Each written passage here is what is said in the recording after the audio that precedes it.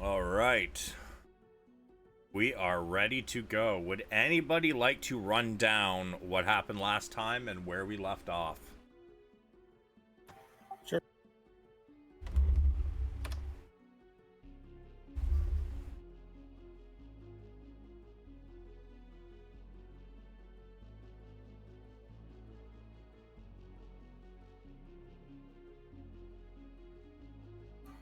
We left off after the prisoner had been interrogated some.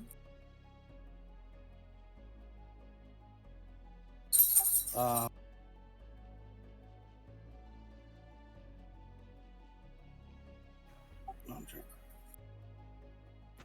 the mayor assigned Becklin to imprison Svilt, who was the one being questioned at the table in the inn.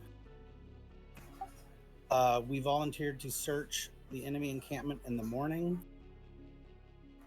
We rested at the keep, leveled up to 3, and got our stuff together. After breakfast, we headed towards the woods northwest of Vogler. We saw more of the scaly guys and fought 3 of them and 2 human soldiers working with them who had crossbows. There was also what appeared to be, was it 1,000 or 10,000 soldiers? I think it was at least 1,000. 1,000. We killed the 5 guys, kept the last one from running away. We split up from what was the kid's name? Garrett?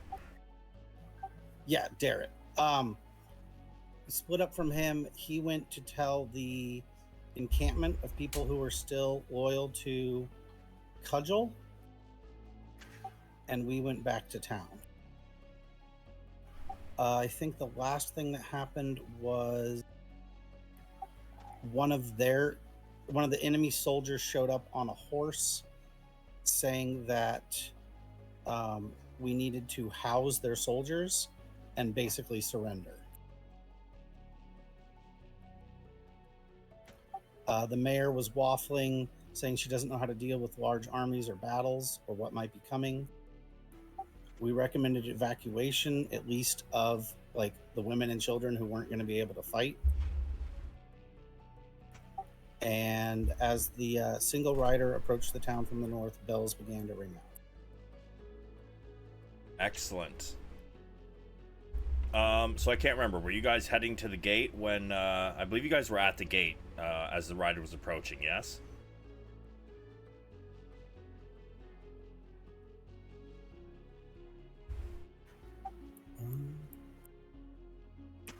I'm still in the inn, but I think we were headed that way, yeah. I just haven't moved myself.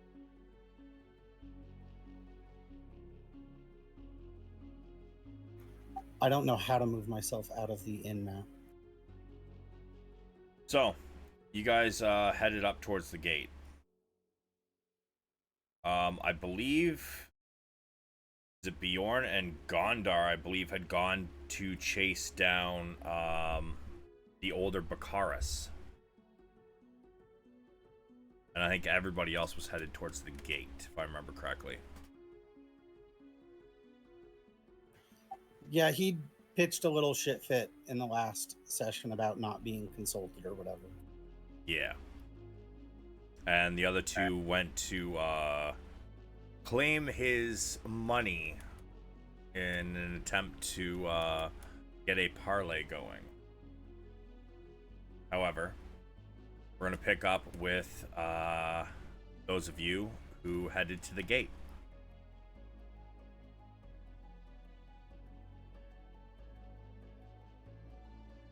Let's see. Where is it in my notes?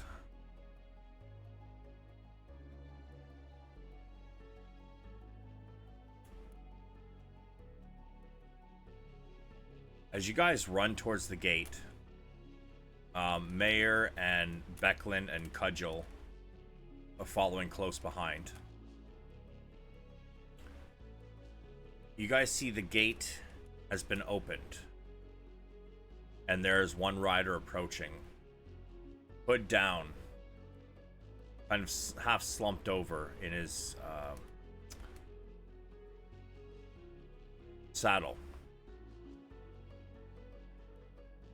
And the horse he's on is trotting slowly towards the gate.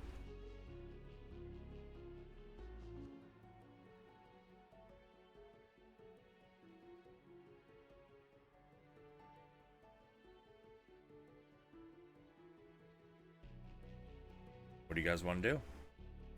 What does the rider look like? Like species, gender? You can't see under his hood, but he is wearing the Dragon Army colors. Are there guards at the gate?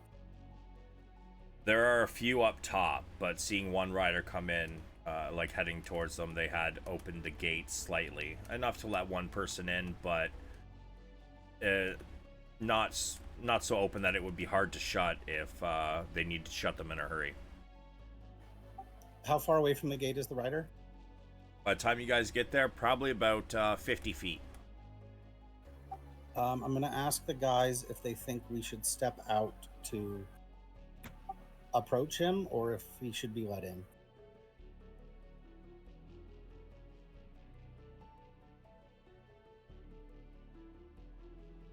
Hey, Zequas, what's good? I'd say let him in. If we step out, the town closes the gate behind us. We could be in a bad spot. Yeah. I think as soon as he comes in, though, we should close the gates. Agreed.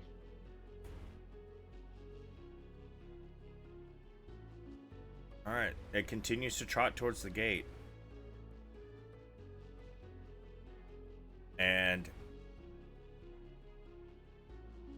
as it does, it gets inside and stops.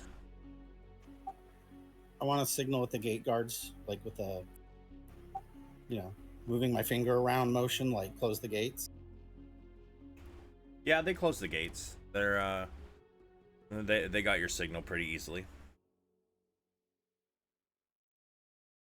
The rider holds out a scroll.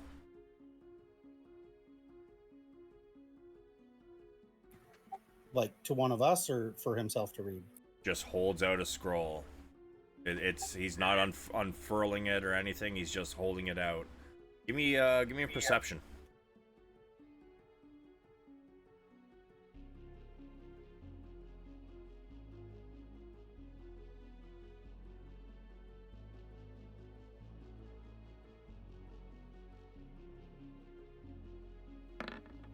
Watching and playing Azequas.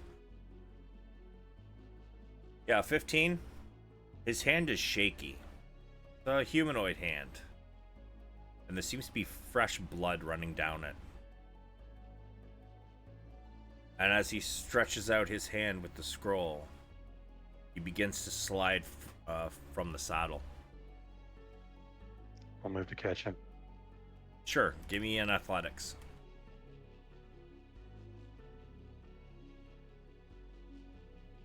Yep, 17 is good enough. You do manage to catch him, and you bring him down gently to the ground. And as you lay him on his back, he continues to hold out the scroll. Seems it's important. We'll take the scroll and read it. As you take the scroll from him, you can roll me a perception.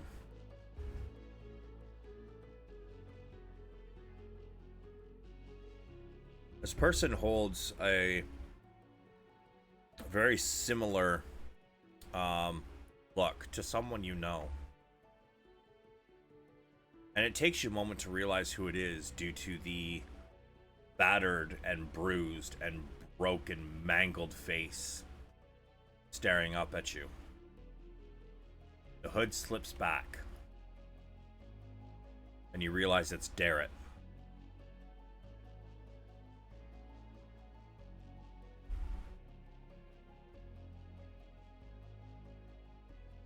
Darrett, what happened? I was captured. Trying to get to Cudgels. I got two of them. I got two. Before, and he kind of like shifts his cloak to the side, and you can see a wide gaping wound in his side. Lay on hands. Sure. He looks pretty fucked up, right? Oh yeah. Yeah, I'll do the full 15. All right. Now your lay on hands, as you place your hands on him, and a radiant glow comes from it. You take your hand away, and you see that much of his wound is sealed up, but there's still a little bit of a spot that's open on it, and much of his face is still mangled. Is the robe like on him with the Dragon Army colors, or is it just like draped over him? Well, this did I say robe? Sorry, I should have said cloak. Or cloak, yeah. Is it like on him, or is it just draped over him? I mean, it's clasped. It's got the clasp around the neck to make sure it didn't fall off. Does the fabric look clean? Are you talking like clean enough to bandage with it? To apply pressure to it. Yeah, it looks clean enough. Looks like probably better than what you've got on hand. Okay, I'm gonna remove it from him and apply pressure to it, and ask him if he feels strong enough to hold pressure on the wound until we can get him better help. I think so. If he goes to put his hands on it, I'll let him. If he's too weak, I'll do it myself. He puts his hands on it, and it doesn't look like he's gonna have a problem, keeping it there. The amount of pressure might be less than what you'd be able to do, but he can put pressure on it.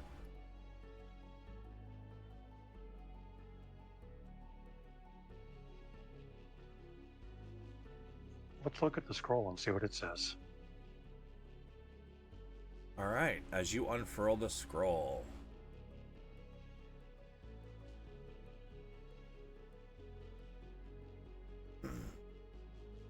let's see.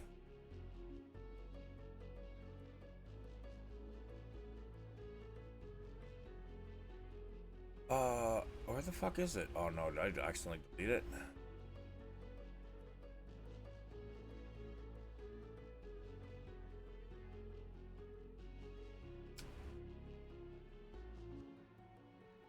Ah, here it is. It simply says, "Expect us tonight. Leave the gates open."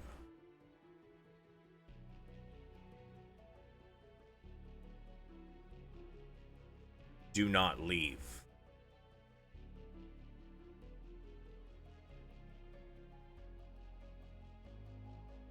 Is there a signature?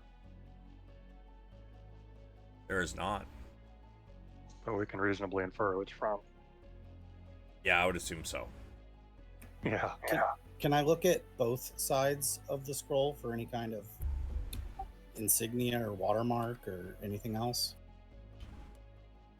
Sure. Yeah, you don't really see anything.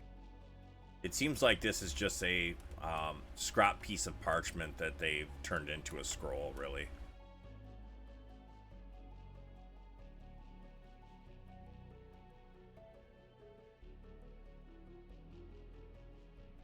Well, it seems we have until tonight.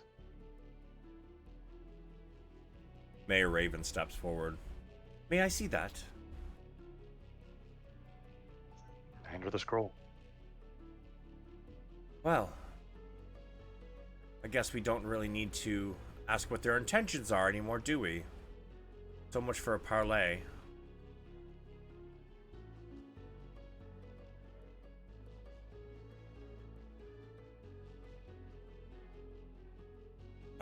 Give me 1 second, sorry.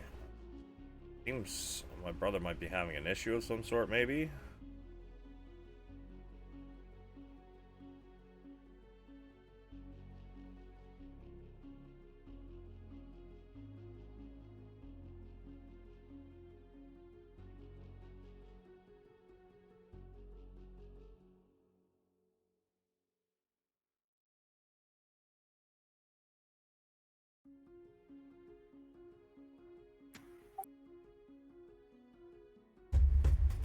All right. So as she said, Mayor Raven says, "Well, let's gather at the Brass Crab. We're gonna have to start figuring something out." And Gondar, I would like you to give me a perception, please.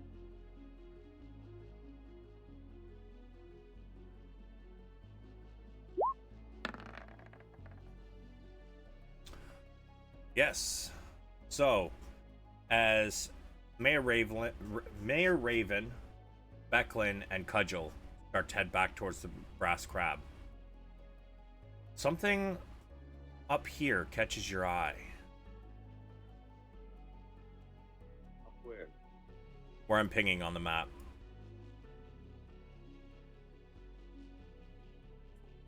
What's that? You notice 4 men with javelins. Oh wait, I'm sorry. You went after what's his face, didn't you? I forgot about that. Sorry, man. No problem. I did roll a 19. I mean,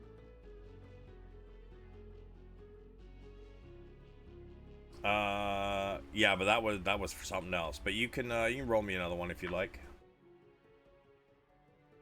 Me? No, Bedvere. it was just a bad joke. Sorry. Okay.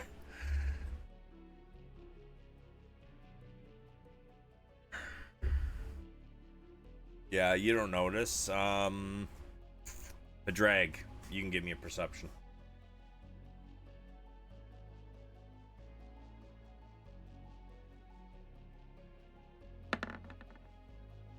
Yeah, you notice 4 I believe it's men, right?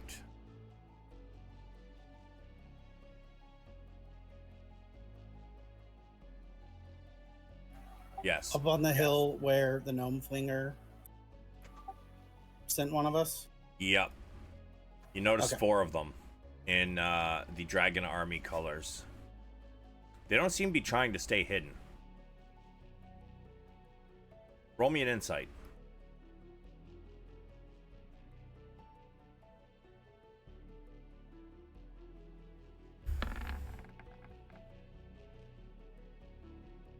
It seems they want you to know that they're there.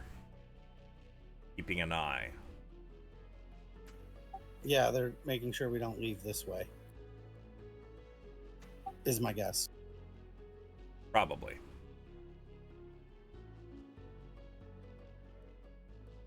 What time is it?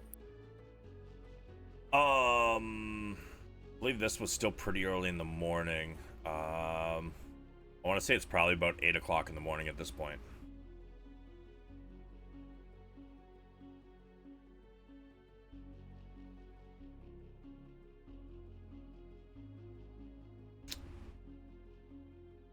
But Becklin, Mayor Raven, and Cudgel are headed back towards the Brass Crab. Okay.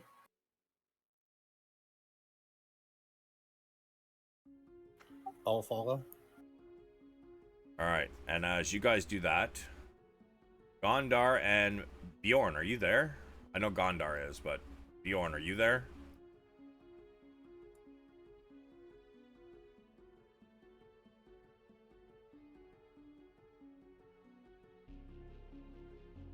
Give me 1 minute. I'm gonna call him. See what's going on.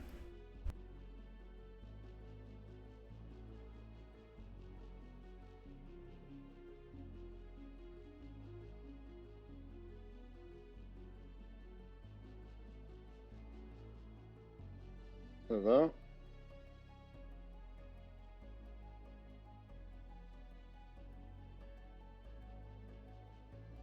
Can you hear me? Yes, I I can hear can. you. Been silent for Yeah. like half an hour, bro. Having some issues? Hello? Hello?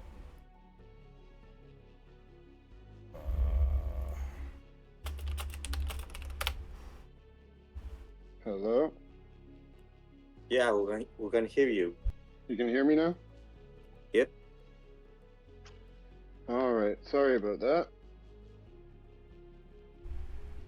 You having issues for the last half an hour? No, my audio was working. Was still having issues with that thing for memory on my computer. I was trying, like, I hooked up a second screen and I was trying to get my character sheet on the other screen, but it kept crashing Roll20. Oh. I figured it out. I was clearing my cookies and stuff, and then once I plugged in the second screen, it fucked up my audio. Like, it started sending all my audio to the second screen, so then my headphones wouldn't work. Oh, yeah. No, that's fair. That happens. But anyways, you and Gondar chased Bakaris to the West Side house.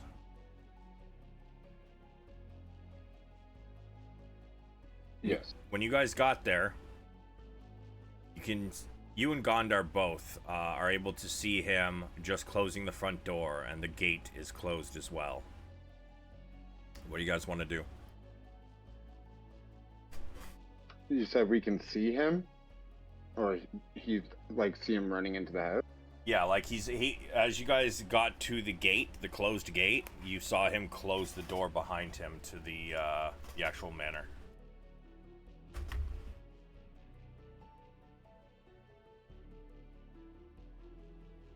What do you think? Should we let it lie, or should we go in? They might not take kindly in this village if we break in. He may be an asshole, but I also want to protect these people and not piss them all off. Well, thing is that there's a lot more he can do to help this village than just stay inside. So you vote for going in? Yeah. Alright. If I cast Eldritch Blast on the gate, would that break the gate, or would it just kind of pass through it because it's ale? I'm pretty sure it's cold damage, right? Yes.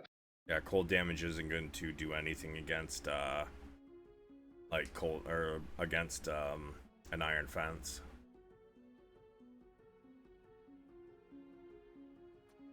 Well, I'm just yelling at him. Open the door, or we have to break it down. I mean it in an intimidating kind of way. Sure, give me an intimidation at disadvantage.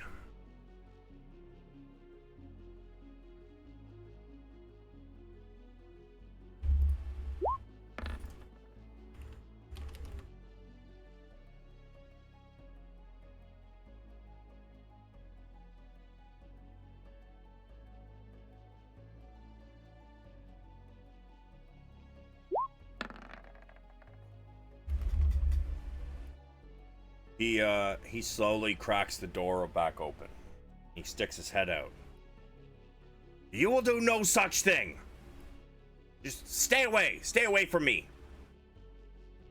We're Well- only asking for you to do your duty and help this town. Now, we can do it the easy way or the hard way, because whether you like it or not, if you don't help us and we lose this battle, do you really think you're going to be safe here? Do you really think your little house isn't going to get burnt down? How many enemies in this town have you made? Roll me a persuasion. Can I aid him in his persuasion?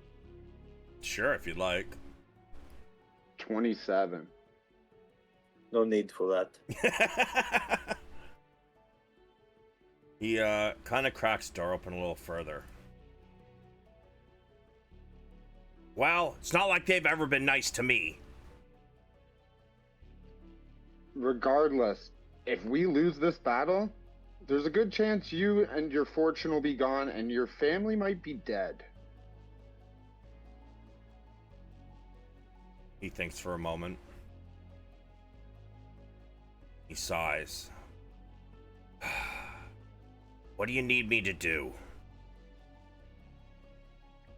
Do you have boats? You run a shipping company, right? I mean, I have a few.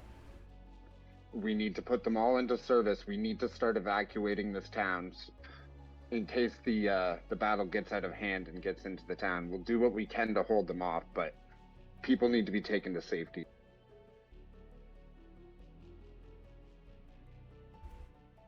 Can you manage that? Fine, you have use of my boats. Now leave me be. Thank you. Yes, we thank you. All right, let's get back to the others quick and see what's happening. Yeah, let's. You guys. What's the approximate population of the town?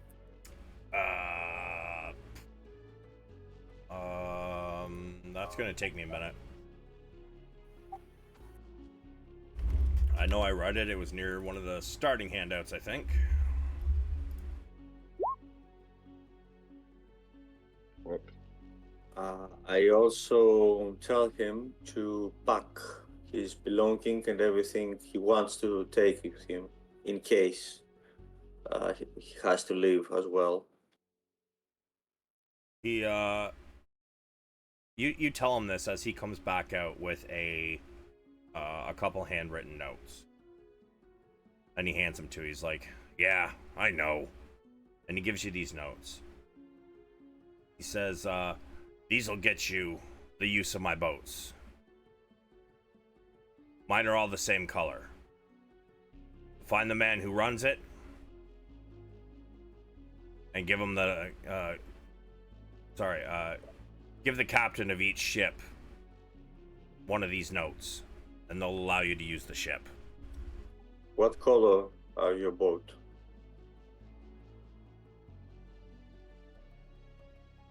Wooden, but with yellowish sails. Okay. As you guys head back, let me see if I can find this.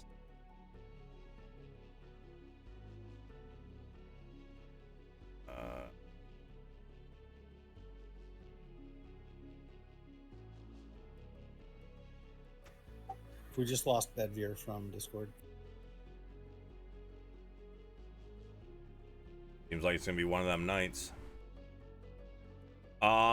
I think it was only a few hundred, if I remember correctly.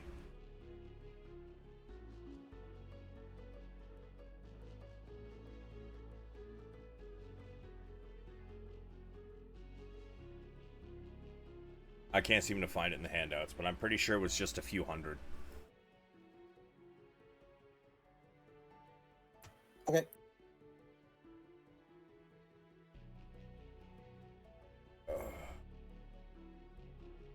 But as Gondar and Bjorn start to head back towards the main road, they run into Mayor Raven, Becklin, Cudgel, and the rest of you. Gondor and Bjorn, you guys notice that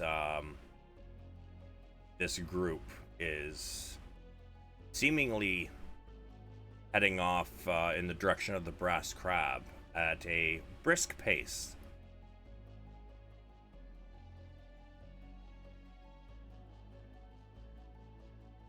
I'm gonna quickly try and catch up.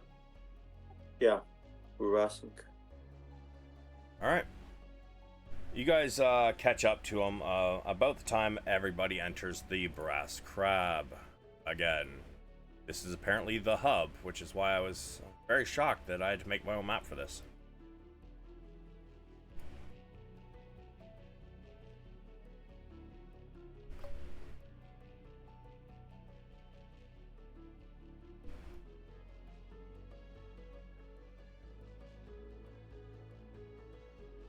Alright, so you all walk in.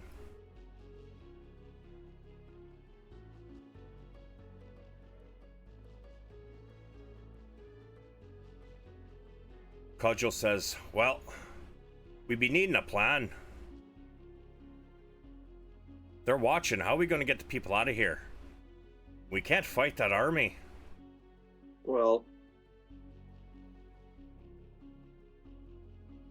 We just need to hold them off long enough to get everybody out of here. Yeah, Bakaris has agreed to give us the use of his boats in order to evacuate the people who are not capable of fighting. Beckland's there too, right? Yes. I'd like to ask her if she has any scouts or anybody who's stealthy that can check a little bit up or down the river and see if there's Dragon Army watching that escape route. I mean, most of these villagers aren't really about that. I mean, they're all fishers. Like, and the only one that we really had that could probably do it might have been Darrett, but well, and she kind of motions to him. Actually, I should bring him out on the field.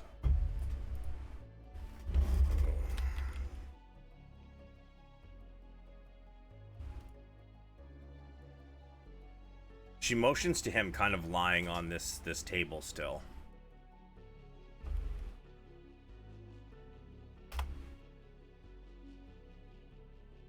And she says, I don't think he's up to it.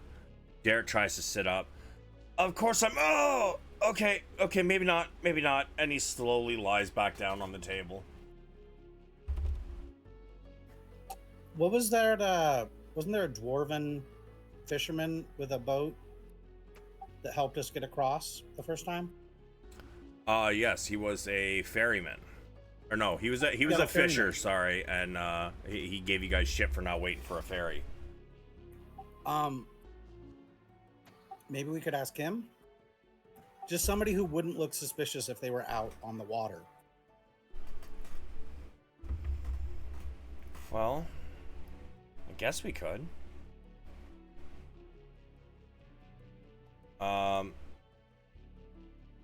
Yeah. I don't suppose I gave you guys a name for that guy, did I? I might I think so. be able to find it if I could remember which session that was. That would be your first session.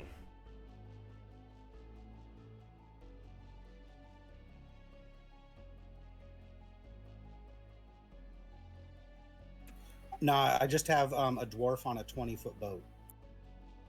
Okay. She says, well,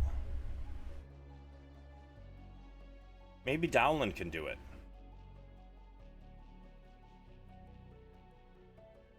She looks at Yalme over here. Says, see if you can find Dowland. Ask him to just do a quick scout up the river. And see if the way to Kalaman seems clear. Yalme says, I'll do me best. And she starts heading off to find him. Is Kalaman upstream or downstream from us? It would be downstream because it connects to the ocean. The Okay, so that's the Vanguard faster River. way. Yeah. Okay, good. So she steps out to go find him. Cudgel says, well, problem is, those guards are in between us and the rest of the Ironclad regiment. I could go and get them prepared for battle, but I need to get past those guards, and I don't think we're going to be sneaking past them. We could try to take them out, even from a distance.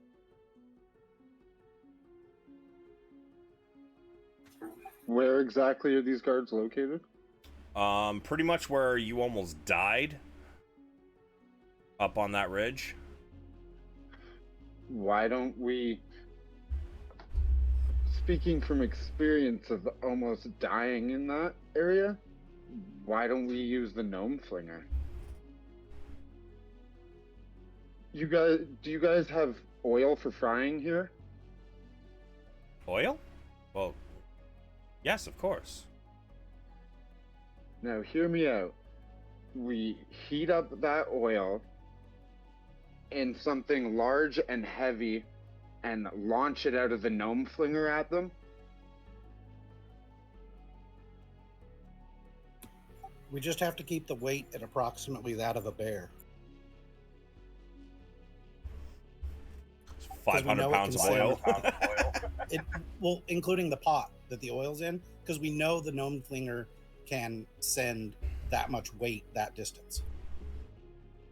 And if we put a lid on it and use something very flimsy to hold it together, so that it holds together just long enough that it doesn't spray out until it hits.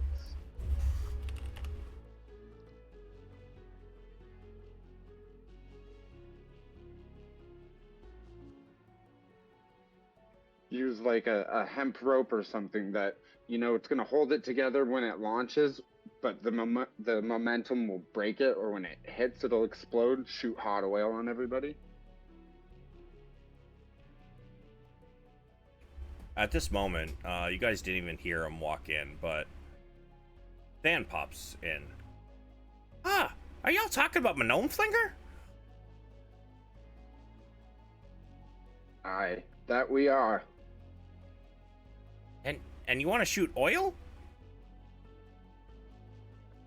Boiling oil. Ah, I see. Guess that could work, but how many... That is, unless you have explosives. No, I don't have any explosives. But how many of them is there? 4, I think. That means you'd have to have them all in the same vicinity. If they're spread out at all, I mean, it'll take a minute to reload the thing. Like, if we don't hit all of them with the first one and hit them good enough to bring them to their knees, like, I don't know. I have another idea. Doesn't have to take them all. All right, let's hear it. Why don't I fling you guys? I've tweaked it. You guys can get across there just fine. It is pretty quiet. I almost died last time. Well, why didn't you pop your nary? What's it called? Nary. Hold on a sec.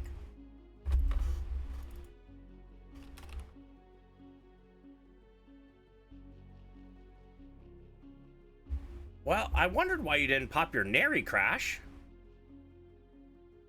What?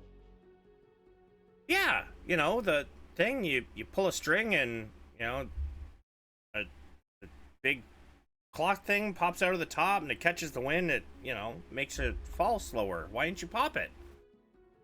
You never gave us one. Oh my, is that why nobody wanted to ride my gnome flinger? I'm staring him down and kind of low growling at him right now, showing one side of my teeth. Hey, easy, big guy. I mean, you got in there with no safety precautions. Not 100% my fault.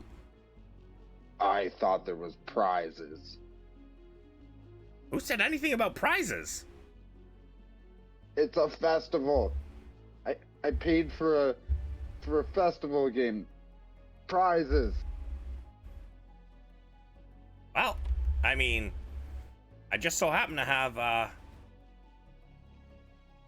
five nary crashes. So, I mean, that's an option. You said it takes a couple minutes to reload. How would shooting us be any different than the hot oil? You'll shoot one of us over, and then you'll have to reload to shoot the next person. 5 people take a long time. Yeah, but I've tweaked it. You just, you know, once you land, you just gotta stay hidden until everybody's over there. Why But don't they're we not approach gonna see them a from a parachute. different route? That's what I was thinking. If we can sneak up a different way while they shoot the hot oil at them, we can clean up whatever's left. Exactly. All we have to do is make sure that none of them get away. The oil idea or something else flammable would be a good first strike. And it would draw their attention that way. It would, but at the same time, boiling oil, it's not a bad idea if, you know, you guys go up a different way and then, you know, once you're there, send a signal. and we could bomb them with some oil, but I don't know if you want fire. That's gonna make smoke, and smoke is gonna get noticed. We could throw broken tools and basically any kind of shrapnel. Oil wouldn't cause fire unless ignited. Yeah, but Padraig was saying something about anything flammable. Hence, his answer. Well, you guys decide what you want to do. Let me know if I need to use the gnome flinger. And he just sits back and pulls out a pipe. Starts puffing. I think we should throw something as a distraction, because whatever we throw, we can't rely on it killing all 4 of them instantly or whatever. So we're gonna have to approach them as well.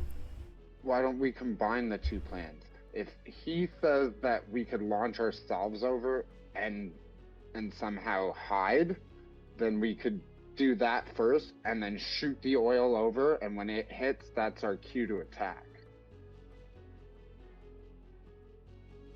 If we don't use any fire spells or anything to ignite it, then it won't burn and send up a warning.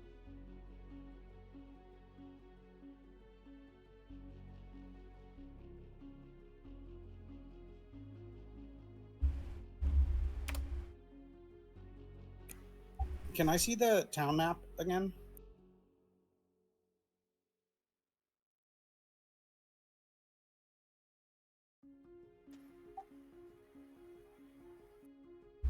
How do you ping? Just press and hold. Yep. Did it do it? Oh no, I was taking a drink of my coffee. Again?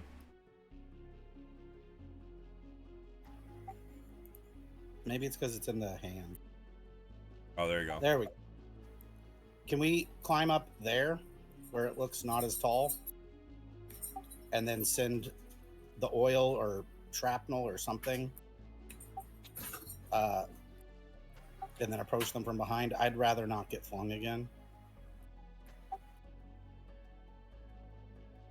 I mean, you'd have to do some checks to get up that. It's I'm gonna say that's probably about probably still about a good 20 feet. But you guys could probably find a way to climb it. Yeah, we just have to set a signal that we would use to tell them when to fling. And we have all the time we want to get up safely. However, keep in mind that the guys were about here, like right on the edge, right? So, with you guys being over there, they could easily just turn their heads that direction and be able to see you, because there's nothing blocking their vision along this road, right? And where they are, the like it indents more toward the north, and then comes back down to the south. So unless you guys were like, you know, trying to scale like from the water side, they would be able to see you if they happen to look that direction. We could approach from the water. Okay, if you go down to the water, that is going to be about a 40-foot climb. Just warning, if you want to do that, by all means, I'm with it. I'm just giving you a detailed description of, you know, exactly what, you know, how it's going to work. Is there a way to see what's north of that on the coastline, or do we just pretend it doesn't exist? We're going to pretend it doesn't exist. Okay. I'm pretty sure that's just more of the Vingard River. Because Vogler kind of sits out from the rest of the land in the Vingard River. And then further east, there's some curves and whatnot that'll take you to Alaman. Okay, I was just wondering if, since we have a bunch of time right now, if we couldn't figure out something that's safer but takes longer. Not having had the bad experience with being launched, I'm oddly okay with being launched, just for what it's worth. It was fun, to be fair. It was fun until I hit.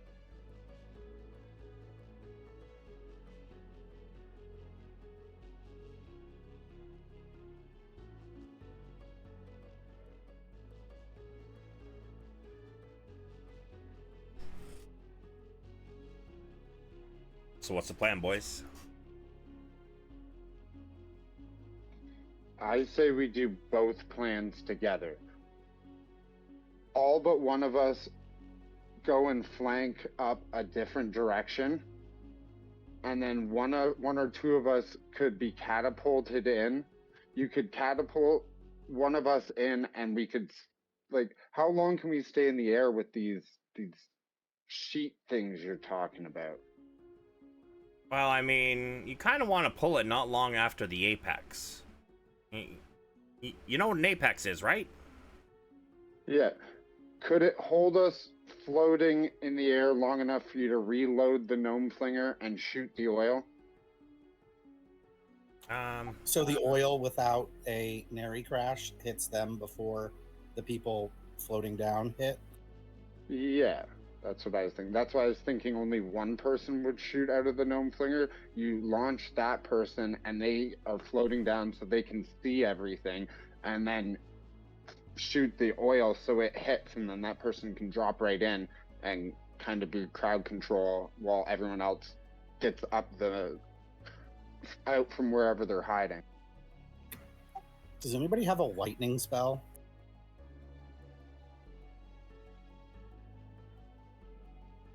I don't think. Like lightning from a cloud? Let me take a look at Bronze Sheet. Not me. I have guiding bolt, which is a flash of light streaks towards a creature. But I Yeah, don't it's think radiant. that's lightning. No, it's radiant. Because we could just throw water at them and then...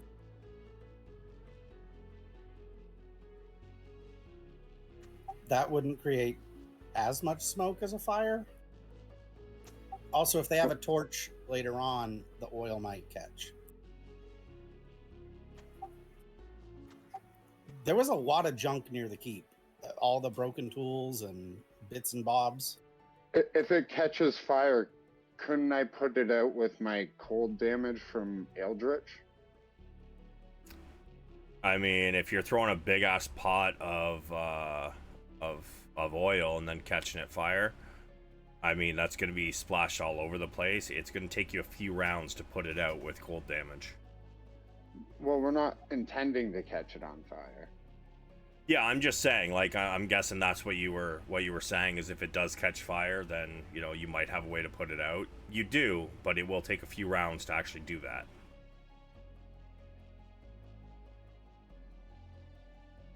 And no, Braun does not seem to have any lightning spells. At least not prepped.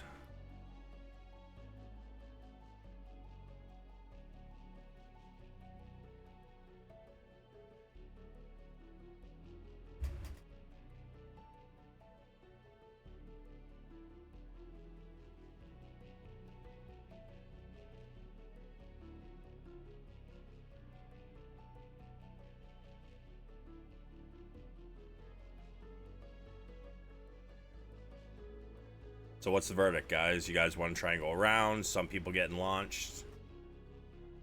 What are we doing? Actually, what about right here?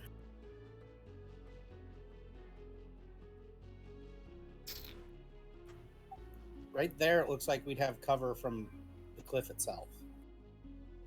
And we'd be half, again, as close. Okay. How do we get up? There's a building, like, less than 100 feet from there. Yeah, but I mean that building's still not going to help you get up there. It's No, still I'm just saying, it's not, like, impassable. There's a building right there. Yeah. I believe it's actually a small like vegetable farm and whatnot around that building. Also, is the mayor's home multi-story? I believe so. And so is Bakaris's house? Yes. So somewhere in this town, there's a ladder. Oh, okay. Yeah, probably. Or What if we scare them away? What if we launch loose fish and make it rain fish, and then I could use dissonant whispers on them to make them think that the place is cursed. They could come back with reinforcements. Yeah. They're already Right coming now with it's 5 on 4. reinforcements, though. Not until this evening. These guys are just watching to make sure nobody leaves. But if you guys attack them or scare them away, they are going to start trying to run to warn the others, and which is going to cut your time that you have by a lot. Do we have any intel on them, like how well armed they are or how strong their armor looks? Looks a lot like the ones you fought earlier. Well, if there's only 4 of them and you guys are afraid of fire, then we could do the gnomes plan, and whoever's not afraid launch in, and then we all just hit them right away as hard as we can and take out there's only 4 of them anyways, right? As far as you know. Yeah, but I think that we should approach from the bushes behind them, in order to cut off their retreat. Well, you guys are the warriors, so I'll follow whatever you guys think is the best course of action. I'm just a simple musician.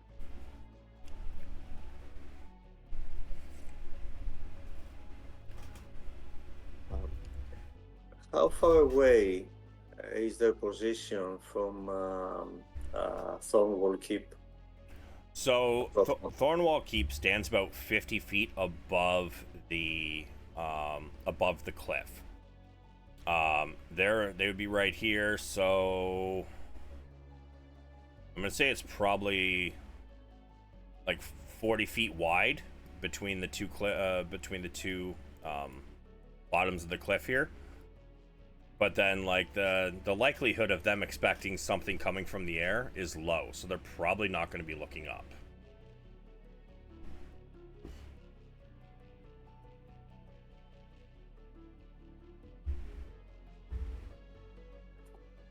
I think we should try the gnome figure. Works for me. All of us, or attack on 2 fronts?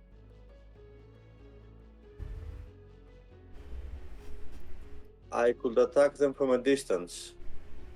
From the Maybe other we- side.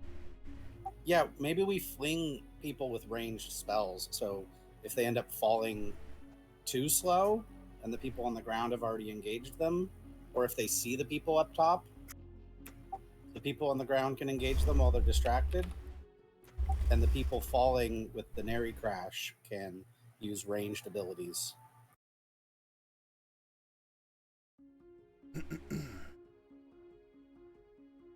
Do we have any sets of their armor?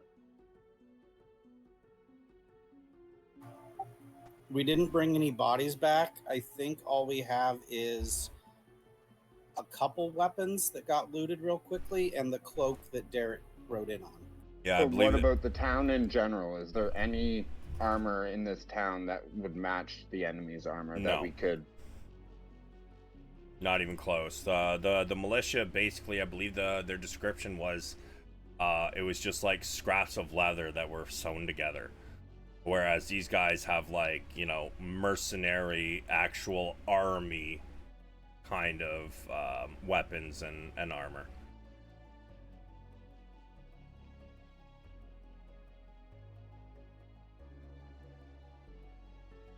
All right, so let's get to work.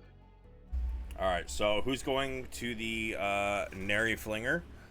And who's, I believe you guys are, somebody else is trying to climb up, doing like kind of a pincer move. Is that the plan? Do I understand that right? Yeah. All right. I'd like to approach on the ground.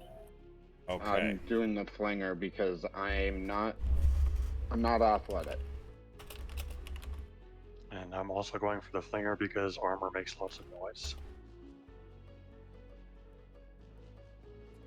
I'll Okay. go the other way. I'll climb. All right, so Gondar, and Padraig are going to climb, and the other 3 are going to use the flinger.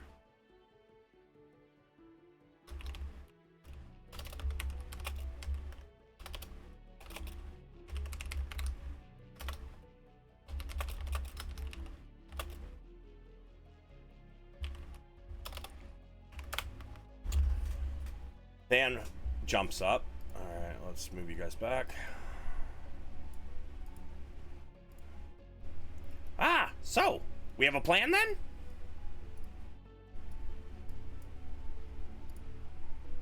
We should do, but should we take a short rest before getting there? I would honestly say that like you guys have been back in town long enough that you guys could have taken a short rest during all of this that's going on. Short rest doesn't mean you don't gotta don't have to like sit down and like do absolutely nothing. It's just light activity. So, Are walking, talking, that kind of shit. Damaged? I am. I am also. Damaged enough that you would need an extra 1d6 for your short rest? Yeah.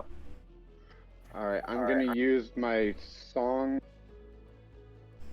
Didn't you use that last game after the combat in the morning?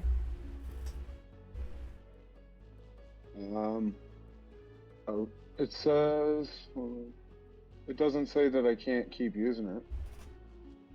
It doesn't say once per long rest? No. It just says beginning at 2nd level, you can use soothing music to help revitalize your wounded allies during a short rest. If you or any friendly creature hears the performance, regain hit points at the end of the short rest. Each creature regains an extra 1d6. Okay. But so for my Song of Rest, I have a performance. Sure.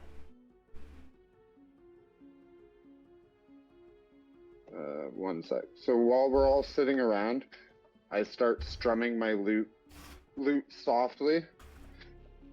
This is for inspiration for all of the warriors. Or wait, should I do it in front of all of the warriors that are battling, or it's just us going, I guess? Probably just be you guys. I mean, if you want to do it out in front of everybody, you can. Derek could use the extra 1d6 hit points, probably. This is true. So I start strumming a low, melodic melody. A village embraced by a tranquil shore, the bear and his band... Hold on. Let me start again. A village embraced by a tranquil shore, the bear and his band arrived, grief in their core. For Ispen, a comrade so dear, they gathered in sorrow, shedding many a tear. Oh, the bear and his band, united by fate, through sorrow and battles they faced the weight. With hearts intertwined, they'll defend and protect, in honor of Greenshield, no challenge unchecked. The villagers stood, their spirits wore thin, but the bear and his band brought hope from within. They sang songs of solace to ease the villagers' pain, and vowed to shield them through loss and gain. Oh, the bear and his band, united by fate, through sorrow and battles they'd face the weight. With hearts intertwined, they'll defend and protect, in honor of Greenshield, no challenge unchecked. With melodies tender, they stirred courage anew, kindling the fire that once brightly grew. In remembrance of Greenshield, they'd fight with his might, guided by his spirit, shining in the night. As the darkness encroached, threatening the land, the bear and his band took a resolute stand. They shielded the village with blades and with song, defending their home to honor Greenshield's throng. The battles were won, the village stood tall. In the memory of Greenshield, they'd never fall. The bear and his band forever intertwined, as guardians of the village, united and aligned. So sing of their tale, let the chorus resound, of love, loss, and courage profound. In memory of Greenshield, their hearts connect, and the bear and his band, the village they protect. How many inspiration points you got right now?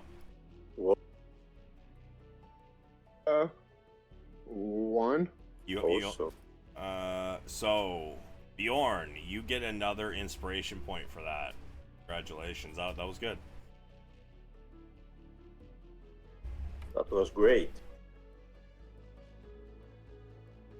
So when I use the hit dice, so the short rest, does that replenish hit dice? No. When you take a long rest, you get half of your hit dice back that you have spent at the end of a long okay. rest. Oh, can I say I didn't roll that hit dice because I'm already at full fucking HP? You were at full to start with? Well, I didn't get hit from the last battle. Yeah, sure. You can take that back. I mean, there's no point in rolling hit dice if you're already fucking full health, right? Yeah. So besides the song, how much would I get back in the 1 hour? So you roll the amount of hit dice you wish to roll, and then You get one extra d6 for without spending a hit dice from this, right? Am I No, right? no, you have What to. is a hit dice? Just you should see on your sheet the word says hit dice. Just hit the word.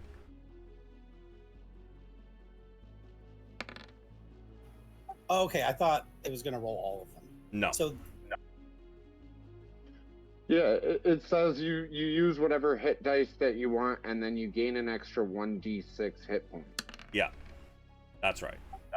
perfect. I'm at full.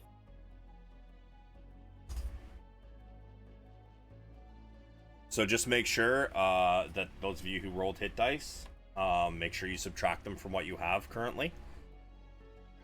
What's the difference between inspiration at the top left with the little dragon symbol and inspiration points at the right side that So shows like your toad? the one on the left, by raw, you are only allowed to have one.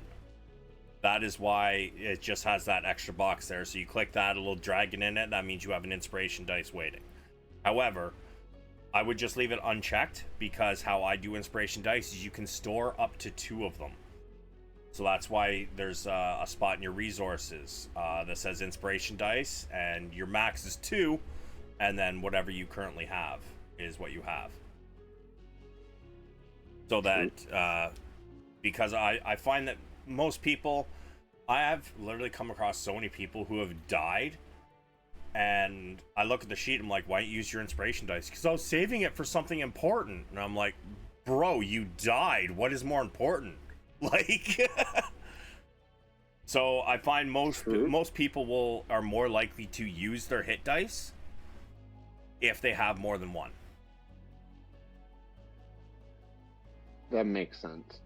Yeah. And then there's me who just like uses it for the role playing, to have a perfect role playing in a certain situation, rather than, you know, saving my life in battle. Use it to make the perfect performance at a funeral. Yeah, totally. I mean, it's a good way to use it too. But yeah, so you guys have your short rest while you guys have been sitting here, and he plays a little song, and then you guys get to work.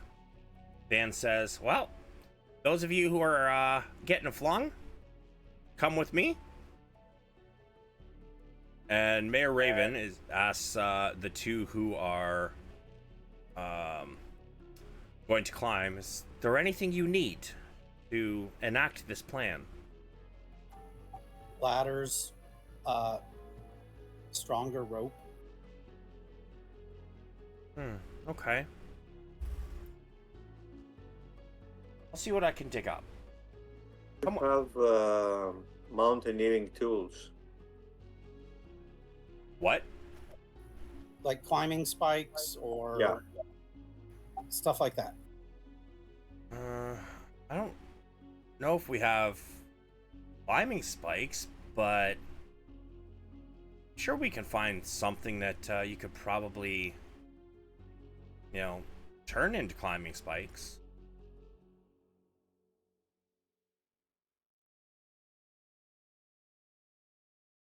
Says, come with me. We'll see if we can get you guys something. And then Than starts to lead out the others. So.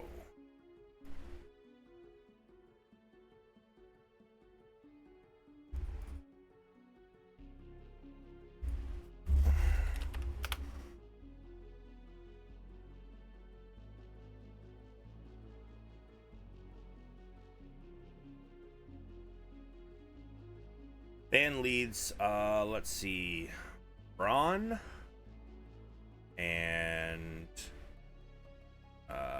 Bjorn and Bedvere up to Thornwall Keep. And let me find Mayor Raven.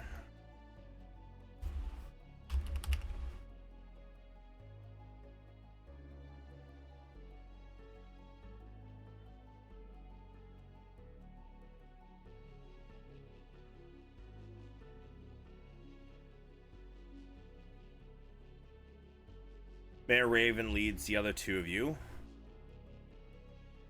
up to her home.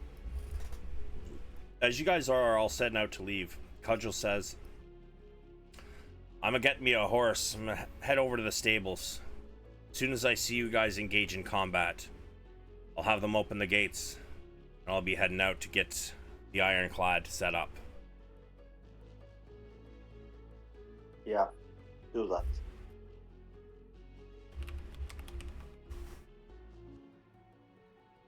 This is pretty exciting, guys. I've never been in such a big situation before. I mean, like, it's terrible and all, but still super exciting. I think it's going to get even more exciting. Leave it to Espen that even in death leaves us a big adventure.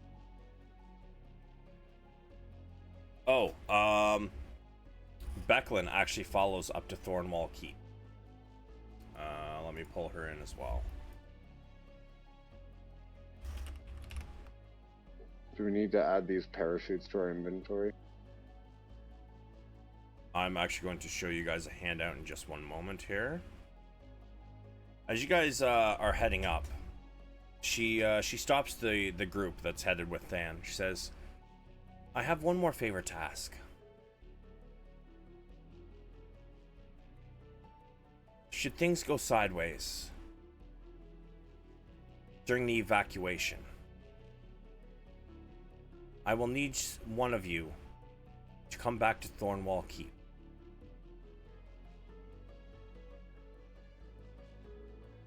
There's a large box. I need you to make sure that Derek gets it and you get him out safely.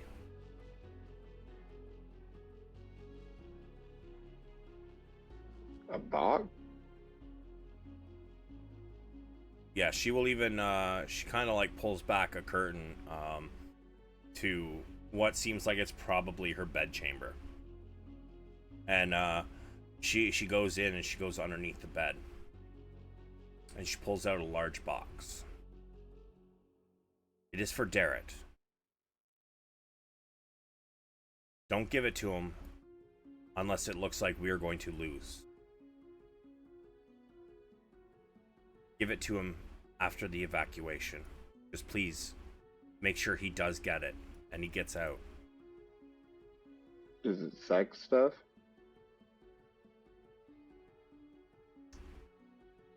Fucking what?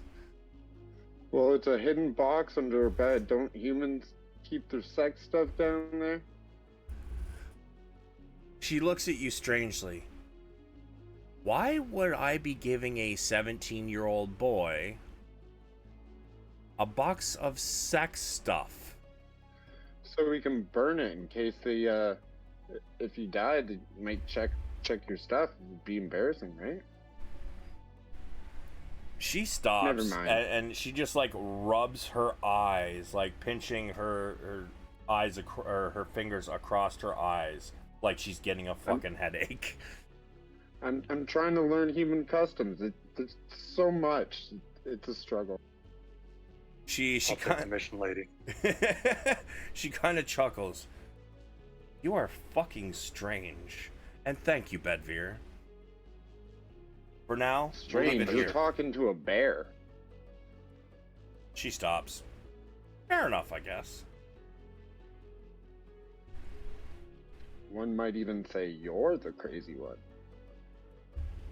Yeah, Zequas, a box of sex stuff. My brother, everybody. chuckle. My Thanks. brother. And make sure she knows it's a joke. Jesus Christ. Fucking dying, bro. I had to do a double take. I was like, did I hear that right? No way. For fucking real. Points, dude. Oh my god. Whew, okay. You got any fish pies here for the inflate snacks? She just stops answering you, and Than kind of takes the hint and says, "All right, follow me, guys." And he takes you up to the roof. We are going to flash over to Gondar, Mayor Raven, and Padraig. Okay. Says, "All right. Well, if you guys are climbing up that area, I believe that's roughly 30 feet, just like it is on the other side." Let's see. I believe I have a ladder, and she starts. You follow her into the back of her homestead area, into near this. I'm guessing is going to be a shed. And she pulls out a ladder. It's a little old. It's a little rickety. She says, this might be the best I have. So I think it extends out to about 20 feet. Now, you said something about, like, climbing spikes. I wonder, and she kind of goes through the shed again, and I would like both Padraig and Gondar to roll me a d20, please.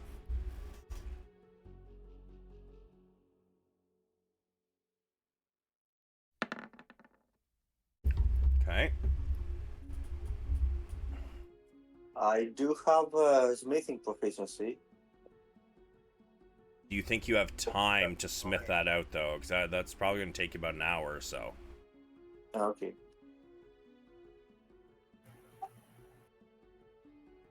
I mean, it's still morning, right? But she does pull out what looks to be gardening tools. They seem to be made of steel, and although there's a handle on them, there also seems to be like two prongs that go out and then kind of curve downwards, and there's the ends of them are kind of formed into spikes. I'm not really sure what these tools are for, because the DM's not sure. I know I've seen them before, but I don't know exactly what you're supposed to use them for in gardening. But says maybe these would work. Says I have a bunch of them and I don't know why. As she starts pulling them out, you realize that there is 8 of them. Says maybe with you take these over to maybe the leather worker. He could fit a couple of these with some leather straps. You could attach these to your you like kind of hold them with the strap can go around your wrist maybe, and that could be for to help get you up the rest of the way. And maybe Gondar, I'm pretty sure Becklin told me that you're pretty decent with some smithing tools, right? Maybe you will be able to flatten the other ones out and kind of attach them to your shoes. Yeah, I could do that. Excellent. Okay. So, well, it seems you've got what you need. So, well, I'm assuming you don't want to carry this ladder around, right? Maybe get those tools made, and then come back for the ladder. Yeah, sounds good. All right, excellent, excellent. She says, over on the, basically points to this area down here. Says down there you'll be able to find somebody who can, help you with leather and an area for blacksmithing. Or I think there might be an area up at Thornwall Keep for blacksmithing as well.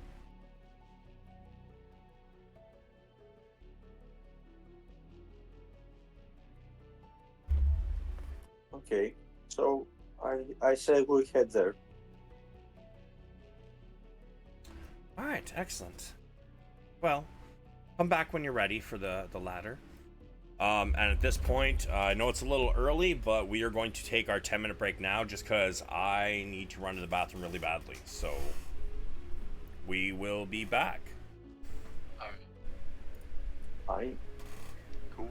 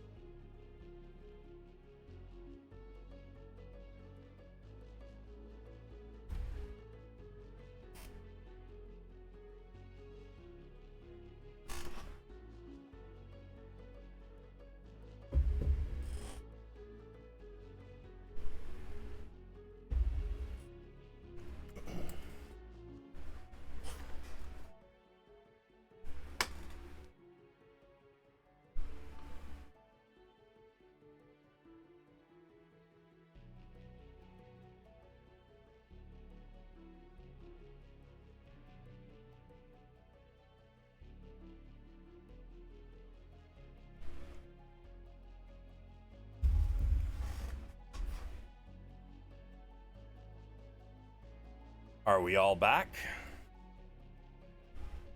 Yep.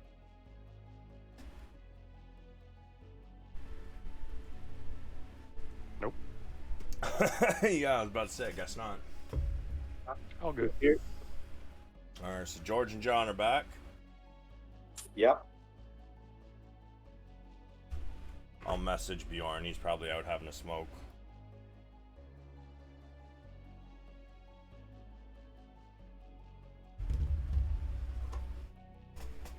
I'm here. Oh, there he is. And just waiting on Padraig then.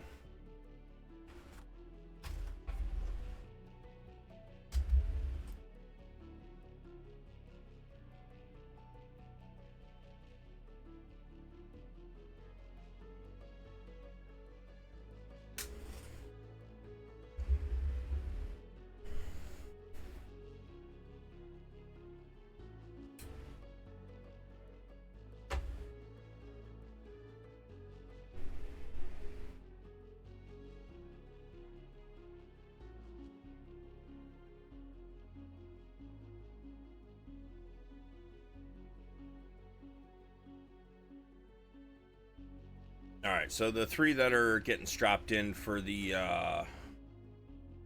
gnome flinger are back, so we'll start with you guys.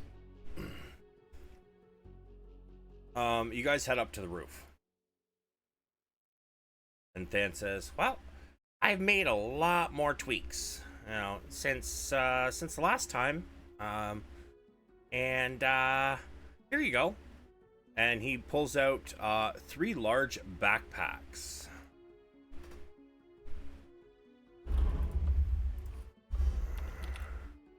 Strap one on.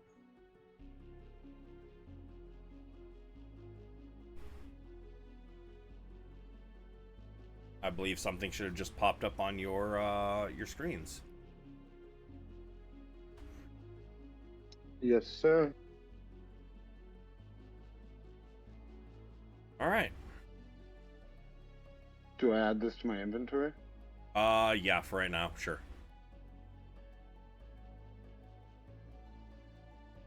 You guys strap up.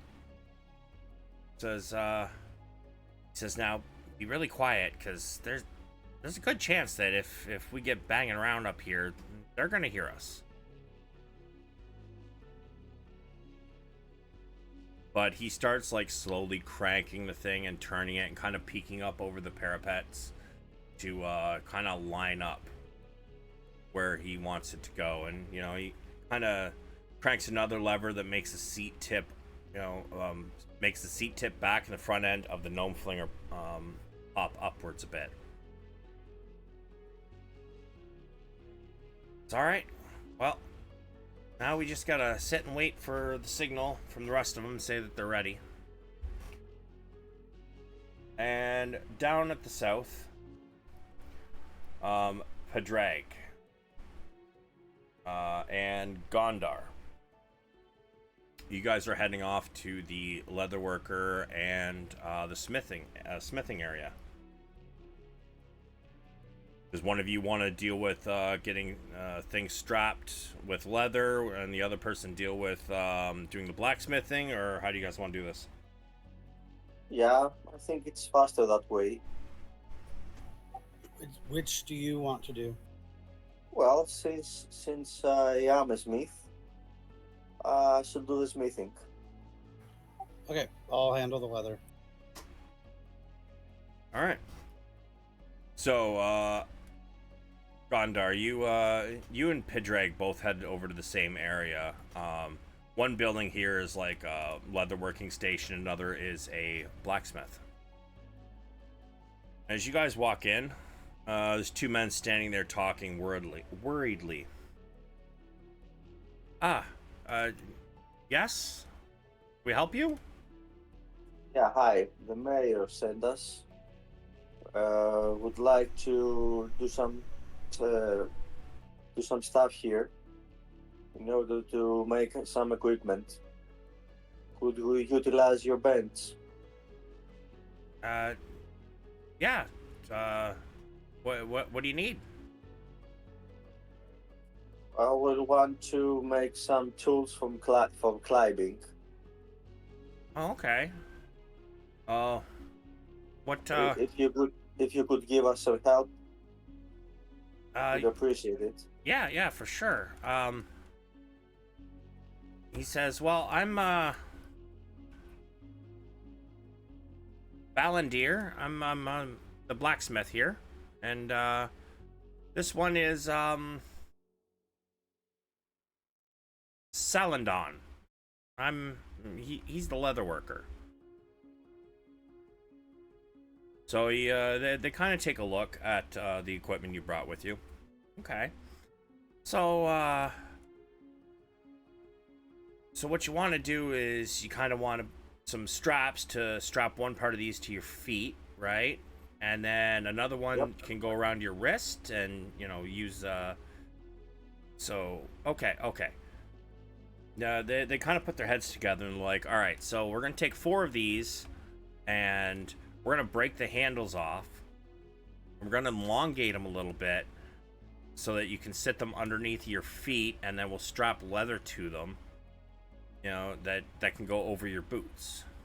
All right, and the other ones we'll leave the handle on and just put some leather strappings on them, so it can bind around your wrist. Is that kind of what we're looking at? Exactly. Okay. So Padraig, unless you've got like leatherworking proficiency, anything like that, you're not going to be able to help really.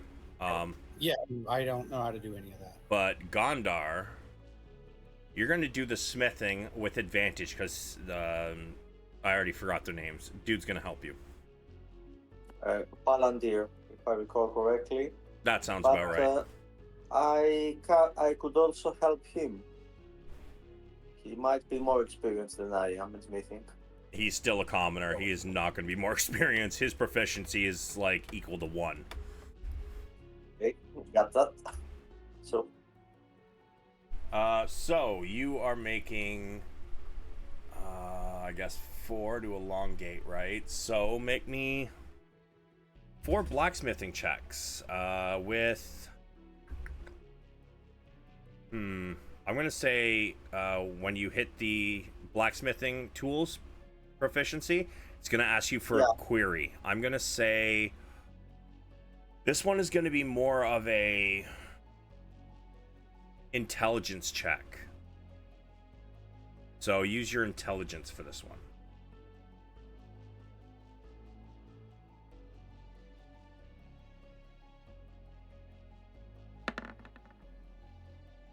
Do one more regular, and then if you just look up at the top of your sheet, you will see where it says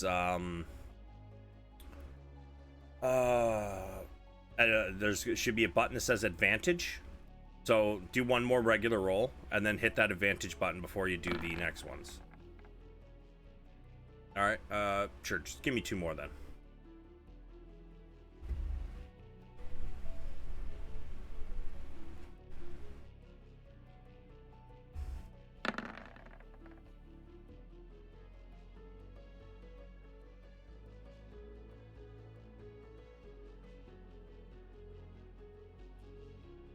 There's enough. 1 more.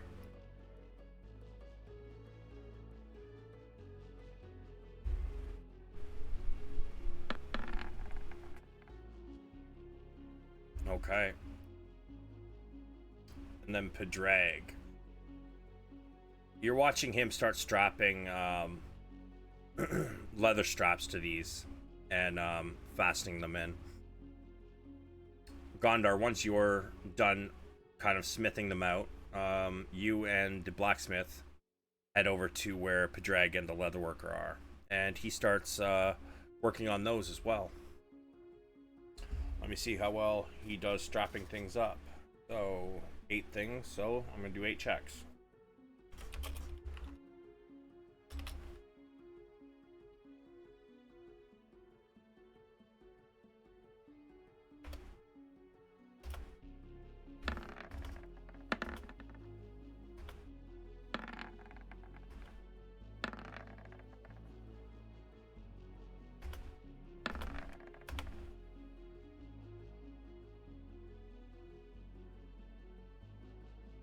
let's see. Is that 8? 1, 2, 3, 4, 5, 6, 7, 8.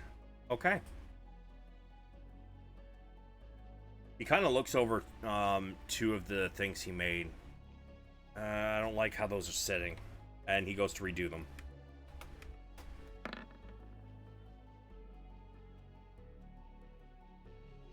He's going to redo one of them. Ah, there we go. Excellent. All right, these are done. So he kind of like, he says, all right, try them on for size. And he hands each of you 2 that'll go on your feet and 2 that goes on your wrist, and hold them around the wrist and in your hand. Is there a place I can sit down to try them on? Yeah, sure. There's a bench. Okay, I'm gonna sit to try them on because I don't want to fuck up the tips. Yeah, me also. All right. You guys put them on, and yeah, you know what? They seem to fit pretty good, and they seem to be sturdy enough.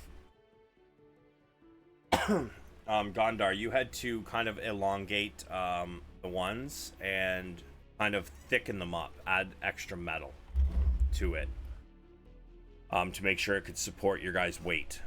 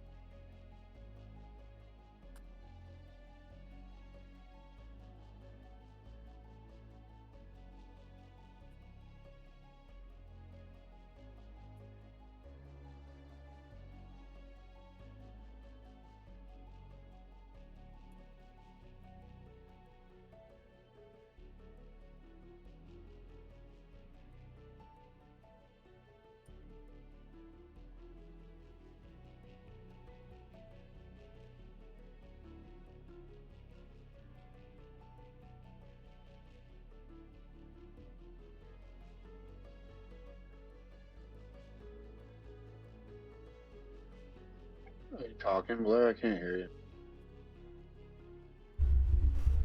That's because I didn't fucking unmute my mic.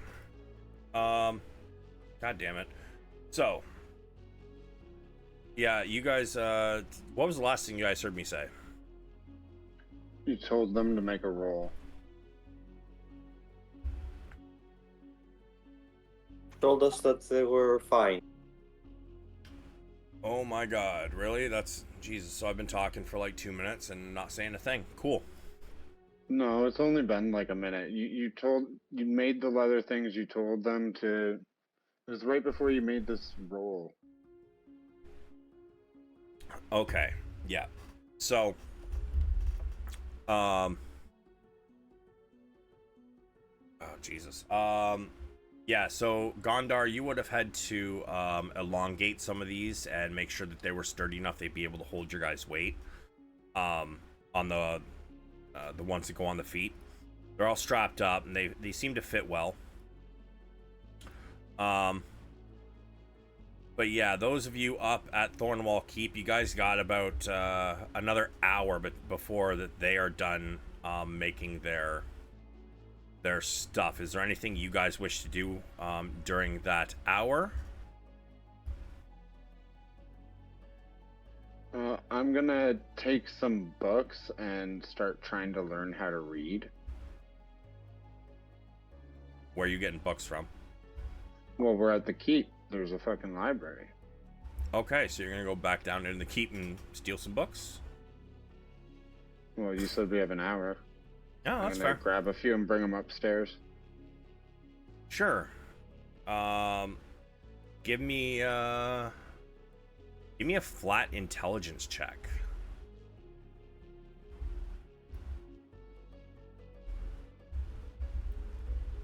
Oh, that was a save. Hold on. Yeah, it's not gonna matter. Yeah. You're not making heads or tails of any of this. But Becklin kind of whispers over to you, "What are you doing?" I never learned how to read. It kind of makes songwriting a little difficult when I can't write down the songs I make. I've just got to remember them all, so I end up losing a lot of the songs I create. Oh. Well, I mean, we have a little bit of time. You want me to help? That would be most gracious of you. Roll another one at advantage.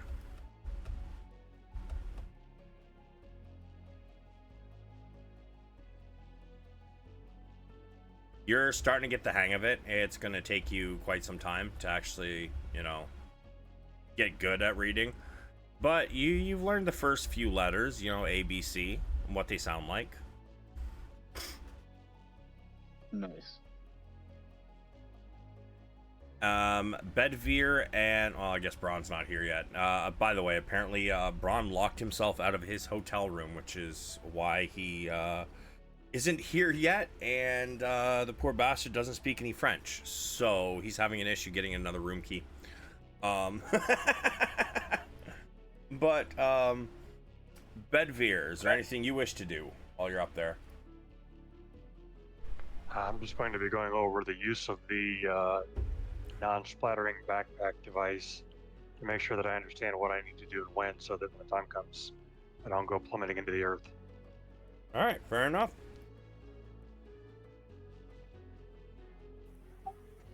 Can you tell him to use Google Translate? I guess he's got some student helping him, trying to get him a new room key.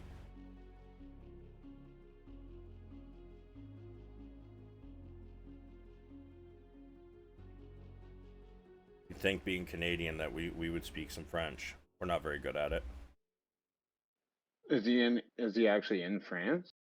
No, he's in Quebec. He's at some conference for his job. Most people in Quebec speak English. Yeah, but a lot of them will refuse to speak English. He's not in a... sorry, it's not a hotel. It's some, dorm at some university, I guess he's staying in. But, yeah. That's weird. When I went to Montreal, I didn't experience that. They prefer you to speak English rather than butchering their language. I mean, I've had a very different experience. Usually they just will pretend not to speak English because they don't want to deal with your shit. True, and I guess I was at a music festival where everybody was high as balls and happy, so yeah. people were typically friendly. But yeah, so you guys all get your stuff done, and you guys head up to, well, the two of you head up to Mayor Raven's house. And the ladder's there waiting. It says, so, are you all ready? Yeah, I am. Can we lean it against the far side of her house and test it out? Sure.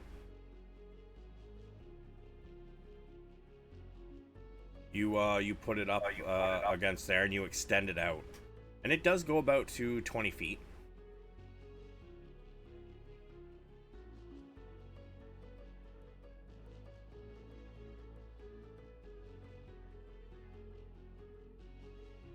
How you want to test it? With my body weight? So you're going to start to climb it? Yeah. If it's going to break and we need a different one, I'd rather know now. Fair enough. It is a little shaky. But give me a luck roll. It's D20.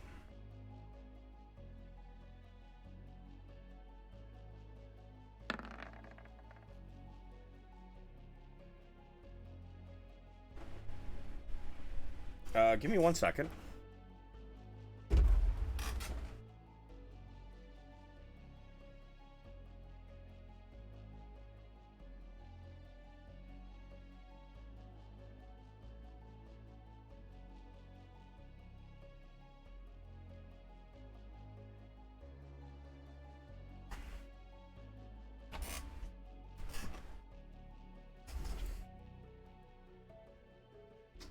Sorry about that. I was trying to distinguish whether that was gunshots or fireworks.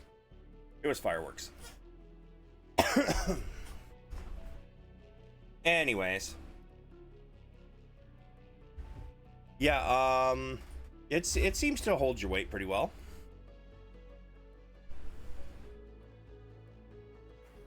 And I'm assuming I weigh more.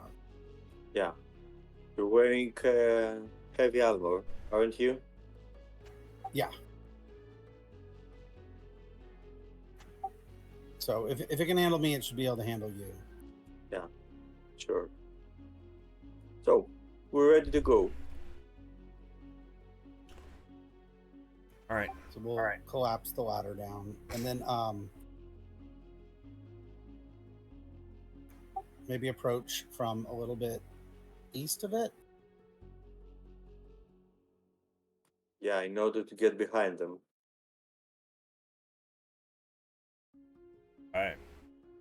So, you, the two of you do not mind dragging your tokens and kind of placing them, you know, in spots along the way so I can see your path.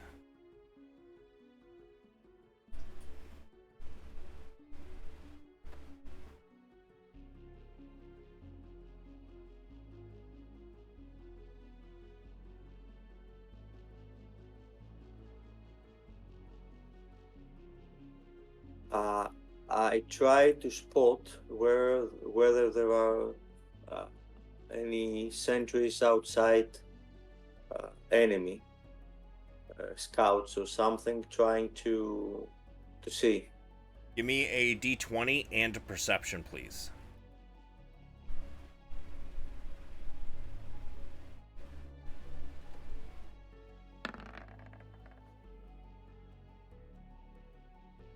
Nope. You want another d20? Nope. Drag rolled the d20, so that's fine. You don't see anybody out there right now, Gondar. My D20 roll was for the ladder. Right. Yes. In that case, Gondar, roll me a d20.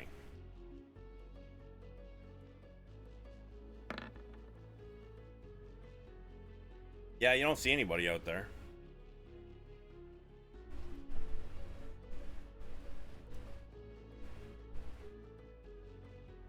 We move on.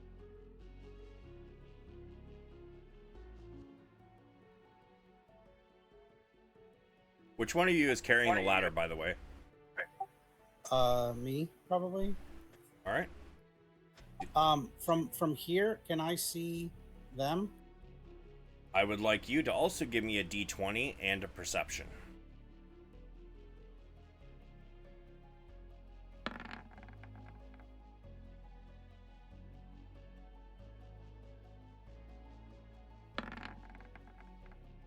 You don't see them. I can't see the guys up on the hill. Nope. Like, I can see where they were and they're not there anymore, or I don't have line of sight. So player knowledge, the d20 is to see which way they are facing. You rolled high enough that they are not facing you, and your perception was good enough that if they were in a spot where they would be able to see you, then you would be able to see them, but you can't see them. Okay. So I don't see an empty spot where they were. I just don't have line of sight.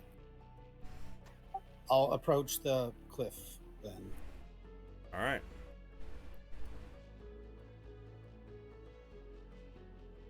Bedvir and Bjorn. Bjorn, you are... It's been an hour, so the two of you can give me a perception at... Actually... Bjorn and Bedvir, are you two going to try to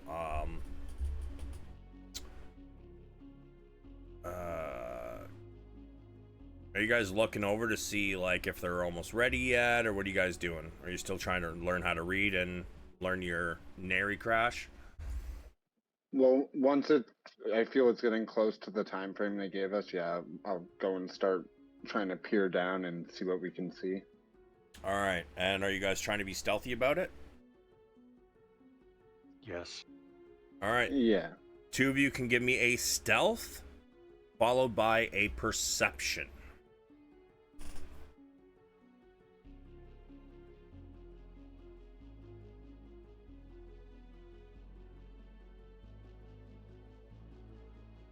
Nat 20. All right, so you guys are able to kind of peek your heads over, and you guys up here can see the enemy up in this area, over by the bushes and such, and they don't seem to see you. But you guys are also able to notice Gondar and Padraig over here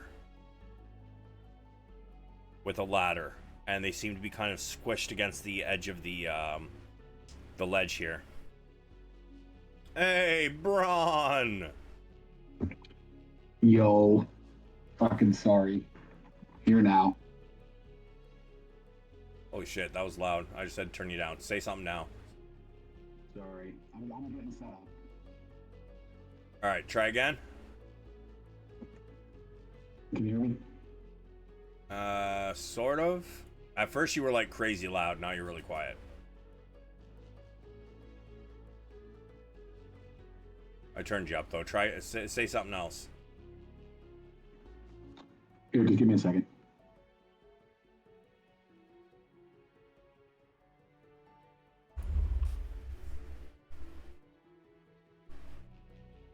When we're actually ready to go, I'm readying a bardic inspiration, but I'm not going to cast it on Padraig's with me or Gondor. Neither. Bedvere and Braun are with you. Oh, Bedvere. So I'm gonna cast it on. I'm gonna say, who's bigger? Bedvere is taller, but Braun probably weighs more. So I'm gonna ready it to cast it on Braun when he's getting ready to launch. That way, if anything goes wrong, I feel like the smaller people have more of a chance of not falling. So, did you read the description of how the Nary crash works? Yeah, you Okay. don't roll until you're like 10 feet from the ground, and then if you fuck up your roll, you fall. You fall 60 feet per how many seconds?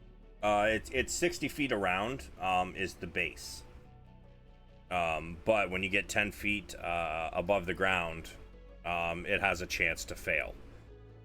But one thing that I believe I said while I was accidentally muted was Than is suggesting that you go first because you are the biggest, and it's going to be a lot easier to bring the thing down further. It'll be quicker to bring it down instead of bring it up to where he's going to have to aim it for you. Fair enough. I just don't want to cast the bardic inspiration yet because it only lasts for 10 minutes. So I want it to be. I guess I could do it from the air, but that would be loud, right? Probably. I mean, it's going to be loud no matter where you do it, honestly. It's Alright, only I a just won't 10-foot cast it yet. fall. All right, I'll wait then.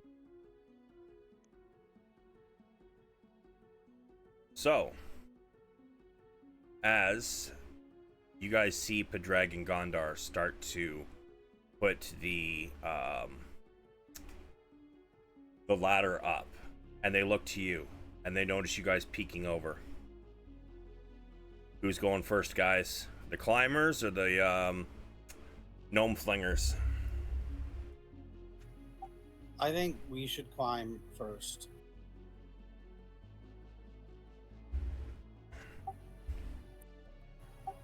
I'm not good enough at math to know how long it's going to take them to land.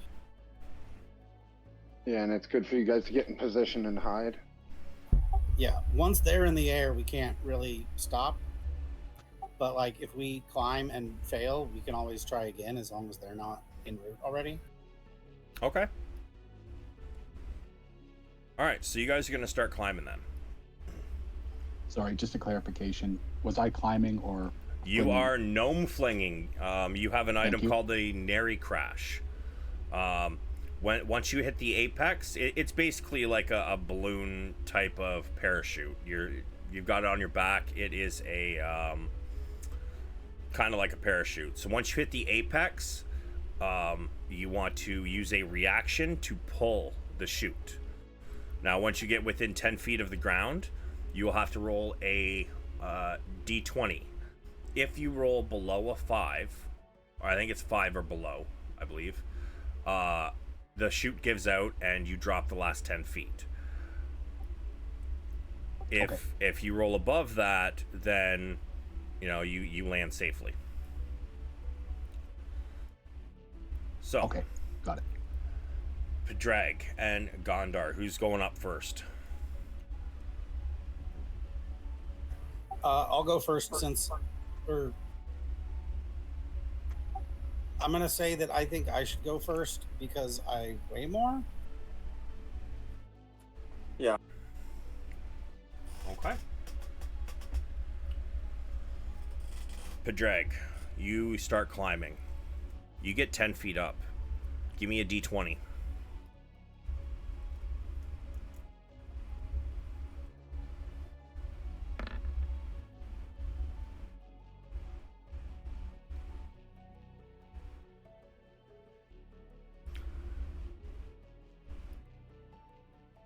One of the rungs snaps. Gondar is holding the would have to be holding the ladder steady, but one of the rungs you step onto snaps. I want you to make me a dexterity save or a strength save. Actually, either one will do. Strength.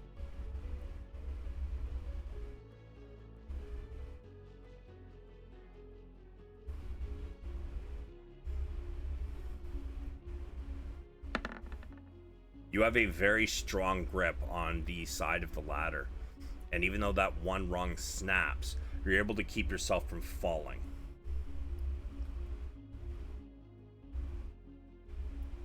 You begin climbing the next 10 feet. As you get near the top, give me another d20.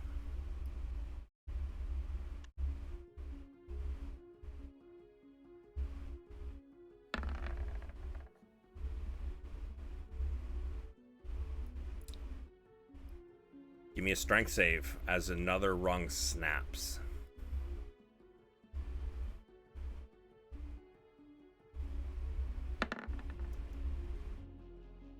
This time you start to fall. You lose your grip and you begin to slide down. Give me a dex save. Can I do something to help him? As you see this, what would you like to try and do? Well, the only thing I can do is stand to the bottom of the ladder and try to hold him, to hold his fall. So you're trying to break his fall. Okay. God damn, Padraig. This is why I tried to test the ladder. I mean, you tested it and it seemed okay, but that's what the original D20 was for. It's because it didn't snap under your weight in the first place. You rolled an 11, so it held steady. And yeah, now your rolls have turned to shit. So, yeah, you start to fall the 20 feet. Gondar, give me a... You're trying to like catch him, break his fall. Yeah. All right. Give me a... I'm gonna say a strength save. Or sorry, no, athletics. Not a save, athletics.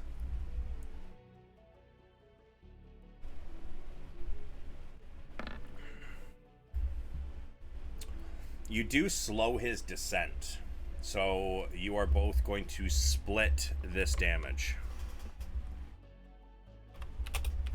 So 1d6 each.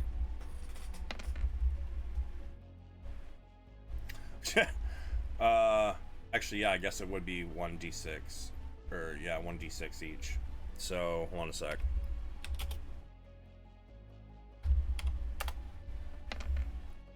7 total.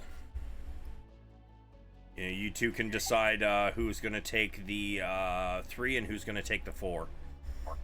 The I'll take people the I 4. used aid on, you guys still have a +5 to your maximum HP, right? Yeah, we do. Who did you use 8 on? Hold on.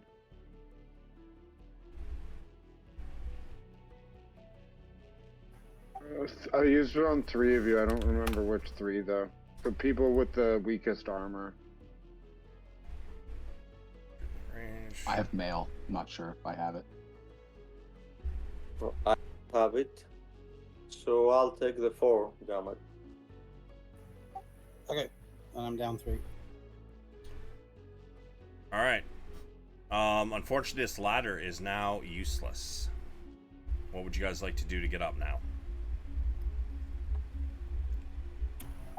I guess we'll have to climb without tools. We could also try to go to Pakaris' house and get a ladder from him. I'm sure he has one that's not a piece of shit.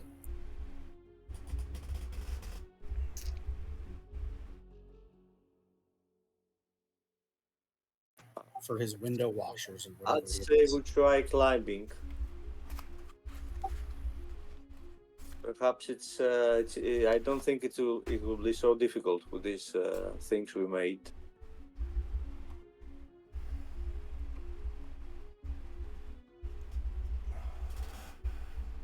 How tall is it? 30 feet.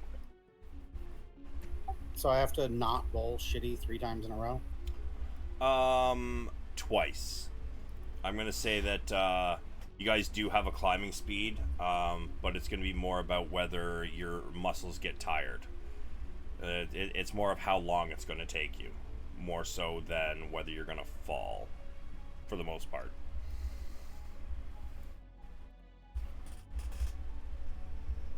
What do you say, Padraig? Whatever.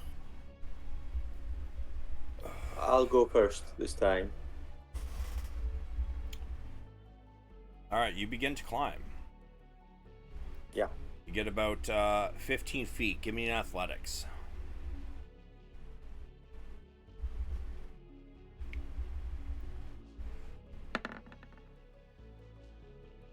Yeah, you make the first 15 feet. Padraig, are you following behind him, or are you climbing up to the side? Waiting. All right. Gondar, you're just about at the top. Give me one more athletics.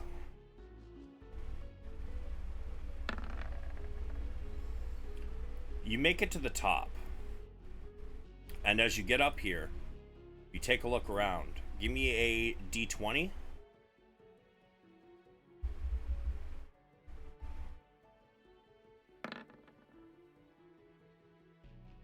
Ooh.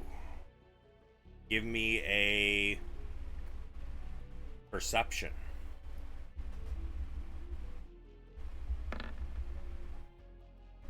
You notice the guards over by these trees and bushes.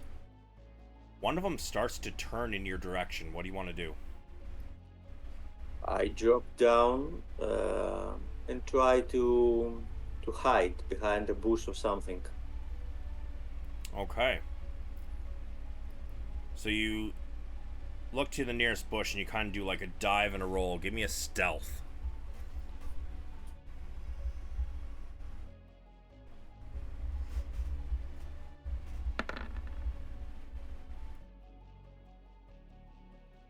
Yeah, I do not have a heavy armor.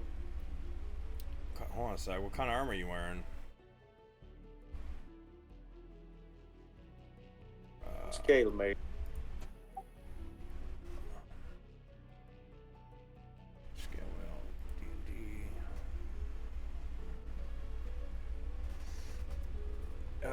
Let me check.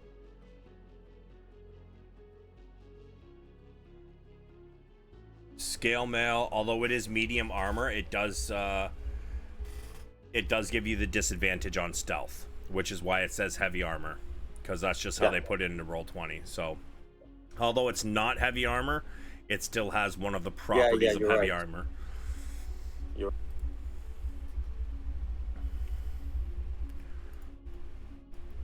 All right, so you dive behind a bush. Let's see. It's the Dragon Army soldiers.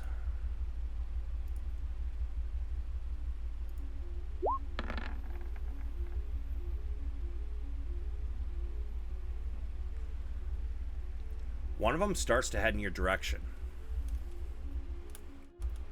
He's going slowly. He hasn't said anything to anybody else. But Padraig, you did see Gondar make it over the top. What would you like to do? Start climbing up. All right. You get about halfway. Give me an athletics.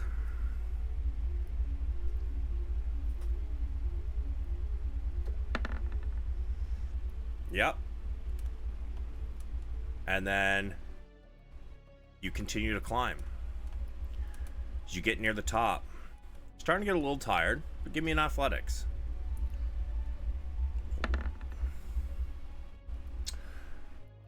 You start to crest the top, but as you do, give me a perception.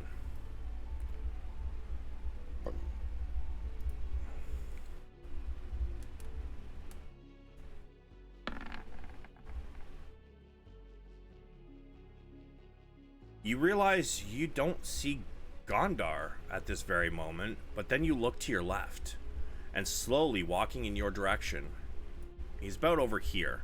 He's about a good 70 feet away, maybe a little more. Actually, yeah, I guess that's probably close to like 150 feet away. You notice that there is a guard walking in your direction with his weapon leading the way in front of him, although he doesn't seem to see you. What time of day is it now? I'm gonna say with how long it's taken, you're probably looking about 11 o'clock in the morning. Is the bush on the map to my left there? Yes. And have I climbed up, or am I hanging from the edge? You're kind of like, you've got your head poking up over the edge. That's why I had you roll perception instead of like having you like just leap right over. So yeah, your head's kind of poking up, which is why you know you can't see Gondar at the moment, and you see somebody walking in towards your direction, but not looking at you. I'm gonna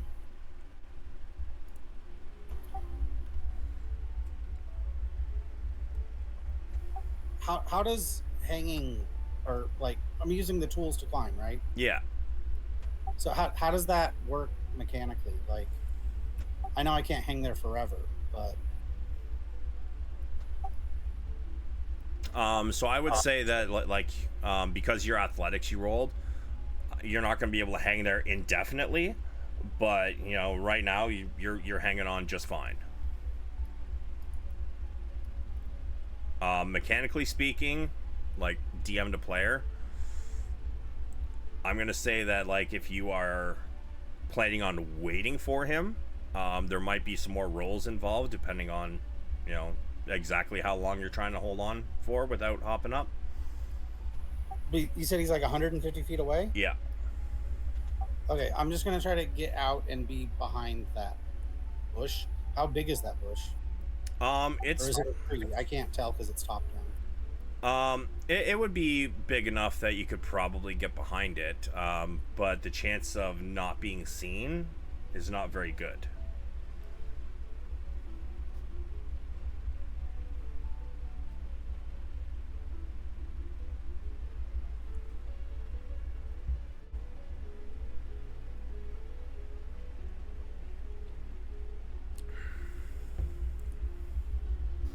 I'm not sure what my options are. I can hang here and eventually fall, or I can get up and be seen. Not necessarily. I mean, like I said, you can hang there for a while, and I mean, he's not like running over here, but he's still, you know, he's being careful, but it might take him a good, you know, minute or two to get there. But your athletics roll is going to give you a little bit you can hang on for before you would have to make another one.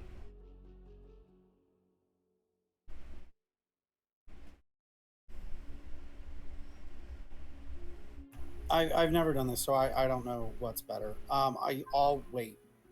Okay. You guys over on the Thornwall Keep. You guys have noticed, actually, I'm gonna say, since Bjorn, you guys seen them start to climb, you guys are probably getting ready to launch.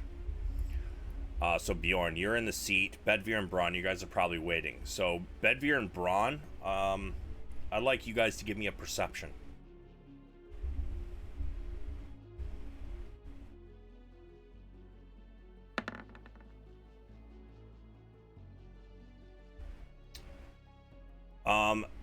Bedvere, you currently cannot see Gondor or Pedrag, but you do notice Braun, you ain't seeing shit. You can't even see over the parapets, I guess. Bedvere, you you can see a guy about here. And he seems to be walking to the east with his weapons out in front of him and kind of scanning the area. So you know something's up. I'll relate it to Braun and Bjorn. I've got one moving east, walking. Does that Do mean you we see should him? go? Do you see our comrades? I don't see our comrades, but I say we go. I got your back. Van's like, oh, ready to go? And he just like slams a button. Bjorn, you go flying, and this time it seems much more controlled than the first time. As you go flying, the apex hits about here. You are, let's see, we're 50 feet up there. That's at 30 feet, so that's 80. And then with your flight, you're about a good 130 feet in the air.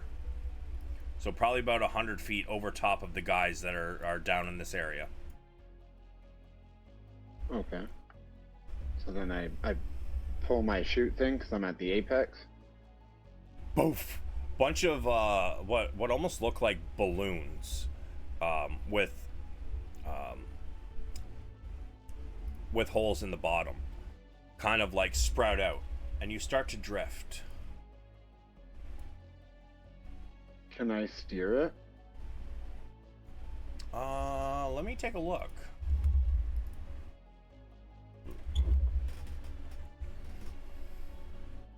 See, it looks like there's a handle to pull it.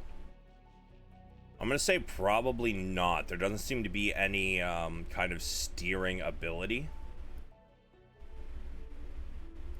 But the direction he shot you, you're gonna land like over here somewhere.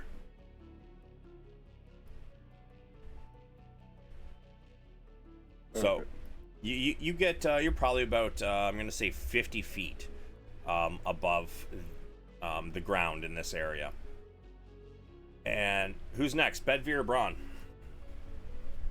I'll go. Sounds good. All right, Bedvere. You sit down, and as soon as you sit down, he goes, "Ready, set, go!" and hits the button. You start flying. Get to about here, the apex, and you slowly start to aim more downwards. Deploy my nary splatter thing. All right. And about this time, Bjorn kind of lands in the bushes. Bjorn, I need Did a I not need D20. to roll? I'm getting there. I'm getting there. I need a D20.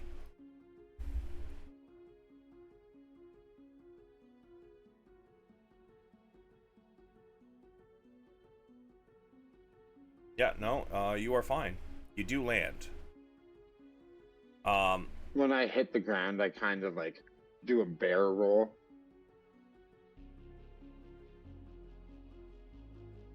Fair enough.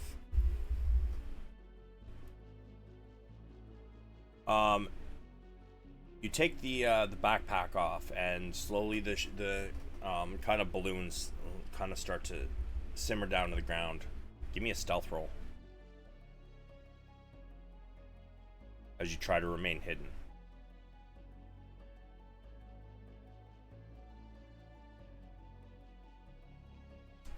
Yeah, you feel like you're stealthy, I am one with nature. but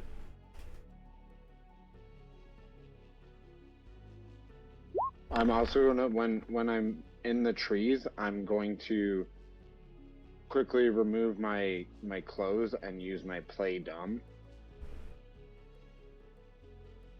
Okay. So as you finish removing your clothes, you hear, "Hey, did I hear something over there?" And you hear footsteps headed your way. Bedvere, you start to get over the trees as he's removing his clothes. You look down and you see Bjorn removing everything and kind of like stuffing them into a bush. So you'd say he's bare-assed? Yeah. Sorry, I couldn't. When I hear them coming over, I'm just kind of like scratching my back on a tree. Yeah, like a bear would. they're not there yet. Just let me get through this. Bedvere, roll me a d20. It's gonna take you a minute to remove all your stuff, so just give me a second. Yep, you start to set down, and give me a perception. Now, although you two are very close on this map, there's probably a good 50 feet between the two of you. Oh, maybe 30 feet. Yeah, you can see just a little bit of somebody coming in through the bushes. But do you want to try and hide? I do. Give me a stealth. Yeah, he doesn't seem to notice you. Braun, you're loading up. You get fired. Just before I get fired, am I wearing an apparatus? Yeah, it's basically like a parachute. Yeah, I take that off before I go. Okay. So you drop the Nary crash up there and you get fired. You hit the apex. And I continue to go a little bit further and I cast Featherfall on myself.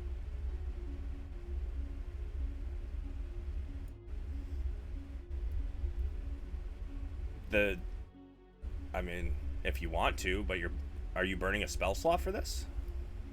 Nope, I'm using my high sorcery. Okay. And you start to float down. Do I hear them coming? Yeah, you can see Bedvere over to the side of you. Not them, the soldiers that are investigating the noise. One of them's heading that way.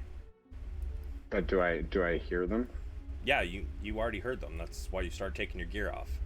Let me get through Braun. We'll get to this. Hold on. Braun, you float down to land. Perfectly fine. You may also give me a perception and stealth if you wish.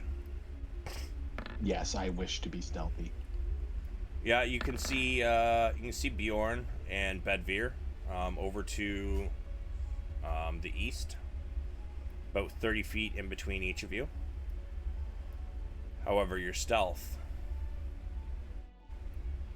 does not go well for you. Hey, I knew I heard something. There's something over here, guys. Could I help his stealth by covering it up with like a bear roar? I mean, you can, to kind of draw them towards me. I mean, that would still make it a straight roll, and dude rolled a 21. True. So, at this point, Padraig, the one near you, stops after hearing his allies cry for help, and he turns and begins to run. What do you want to do, Padraig and Gondar? How far away from me is he when he does this? He probably would have been about here, so I'm going to say probably about 50 feet. I'm gonna climb up the rest of the way. I'll get up and shoot him with my blast. How far does it reach? 120 feet. I'm going to say you're a little out of range. Because if he was over here and that's like a good, he's probably just out of range. If I move myself as well, So you're coming out of hiding? yeah, no need in hiding anymore. All right. So you come out and you drop in Eldritch Blast. So give me your attack roll. Where are these guys? I don't see token. Is they're- it at an advantage because she's not aware of me? Yes, it would be.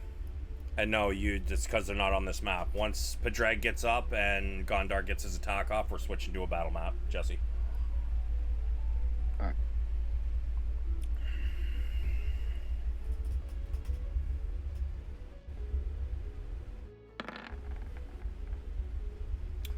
That is a hit. Roll me your damage. Just hit the word Eldritch Blast and it'll auto roll the damage.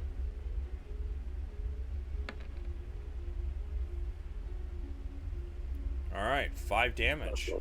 And Padraig, as he turns and runs, you see Gondar blast him. Come out from behind a bush. And give me an athletics to get yourself the last couple feet up. Just because you've been hanging there for like a few minutes. Yeah, you pull yourself up to the top. And let's see.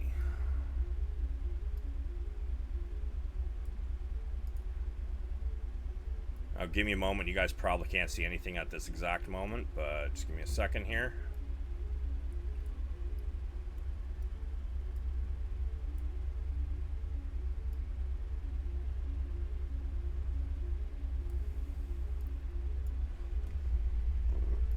I will drag you guys in.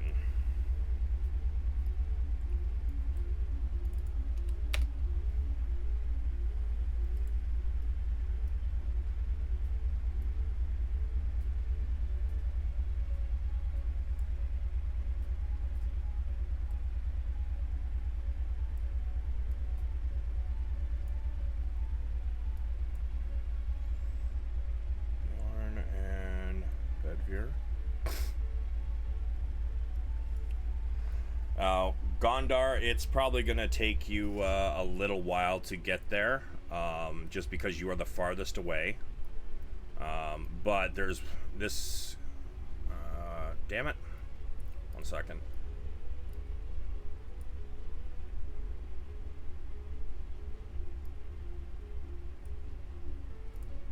Alright, so Gondar, Padraig, you guys are not actually there. Like down here, you guys are still about 100 or so feet off to the east. But I don't want to have you guys, not be able to see the fight. So we're putting you there for the moment. He lost, I believe it was a whole... Okay. So I'd like to do something to the one he hit. we got to roll initiative first. Because you had to pull yourself up, right? And after he attacked, that's when initiative starts. Where'd my initiative go?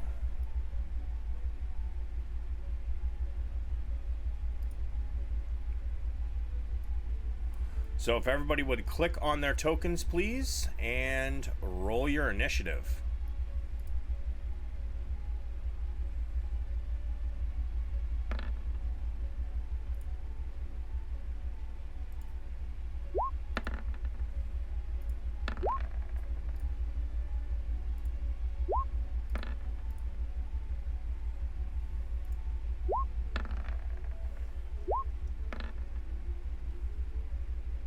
Oof.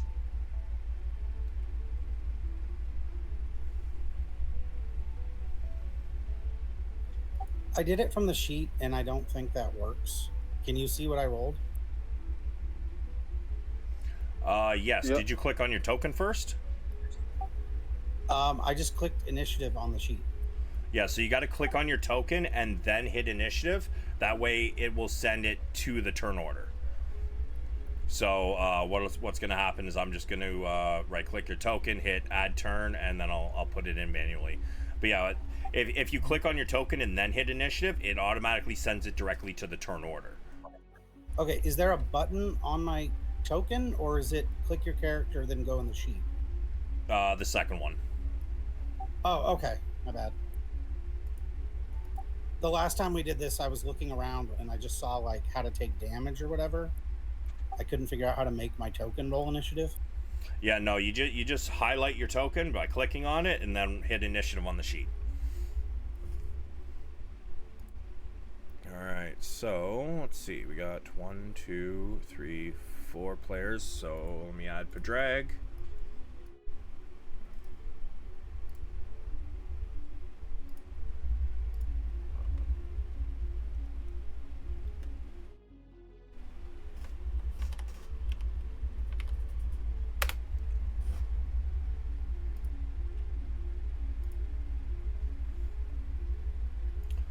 It's Gondar.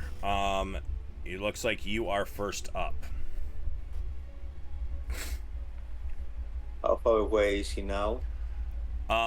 He is about the same distance. Cause like from the time you did your attack, he hasn't gone anywhere yet. So he's about 100 feet away. Yep. No. Okay. And I should be about 50 feet away? Yes. I move 10 feet towards him, hex him as a bonus action, and cast Blast again. Okay. Post your hex for me.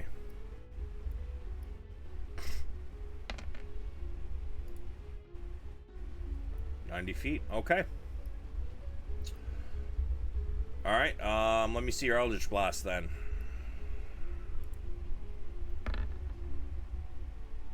Sorry, it's not. It doesn't have an advantage. It's all right. It's a 13. Unfortunately, it misses. You, as you come charging out to try and stop him from running away, you release an Eldritch Blast, and it goes past him and knocks a branch off a tree. You still have more movement if you wish to continue moving. No, I stay at my place. Okay. Padraig, you are about 50 feet away from the nearest soldier.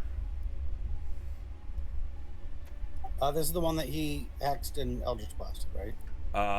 Hexed, but unfortunately his Eldritch Blast didn't. The second one. No, didn't but the hit. first one hit it. Yeah. Yeah. I hexed his strength, by the way. Okay. How do I do this?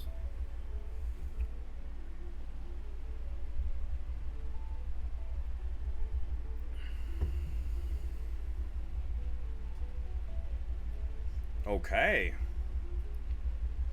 All right, and that is a wisdom save. He rolls a 1 and fails fucking spectacularly. Give me your D12.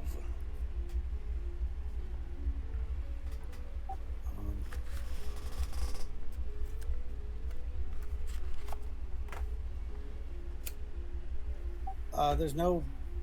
Just roll 1d12. You not have one in There's your no sheet? like. When I click it, it links the spell, and then there's nothing to click for the damage. On I think because it matters if they're hurt or not. Are you doing that from your your attacks area, or are you clicking on it from the spell area? Oh, that's right. Hold on. I was on the spell page to link the description.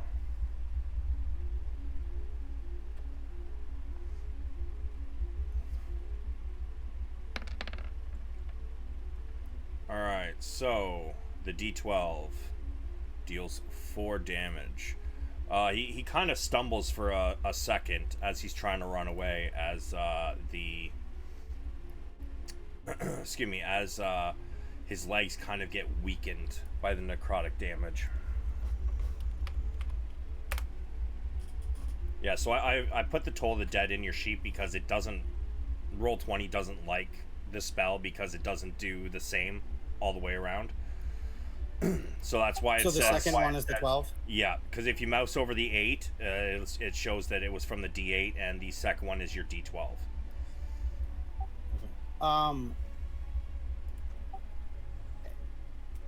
My movement speed is 30, It is. so I can't close the distance. I will move 30 feet towards him. Okay. So I'd be where Gondar is now, if those are 5-foot squares. So Gondar's still like way behind you. He's further away from him than you are, but yeah. So basically, you would be about 20 feet behind him now, behind the soldier. 20 feet behind him isn't on the map. Where do I put myself? Just leave yourself there and remember how close you are to him. That's all. Okay. Yeah. So because right now, like you, Gondar, and the soldier shouldn't be on the map, but I don't want you guys just sitting here looking at a black screen. So right now, basically, even when his turn comes up and he goes to move, I'm just going to tell you how much ground he puts between you two without actually moving him onto the map until you guys get close enough to the actual map that you guys can actually move on the map. You know what I mean? Yeah. Can you do a spell the same turn as you do a cantrip? If it is a bonus action, yes. Because Okay. because the cantrip you used was an action. So if you got a bonus action spell you want to pop, sure.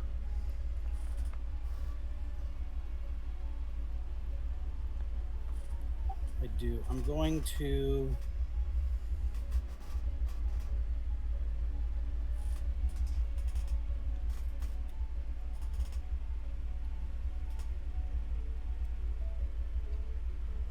Okay.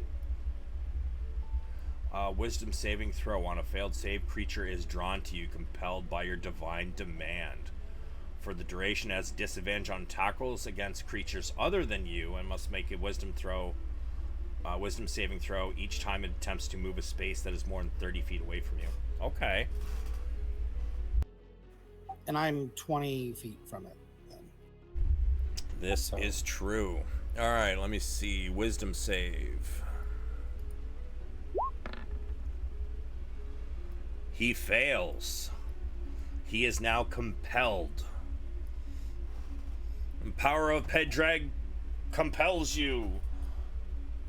And that's my turn economy. Okay. This one. Who failed the stealth? The worst. Was that Braun, right? I failed stealth too. I rolled an 8, I think. Yeah, Braun failed worse than you did. Yeah, the one in heavy armor had a 6. Yeah. Braun. He comes rushing in with... What kind of weapons does he have? He has... Okay.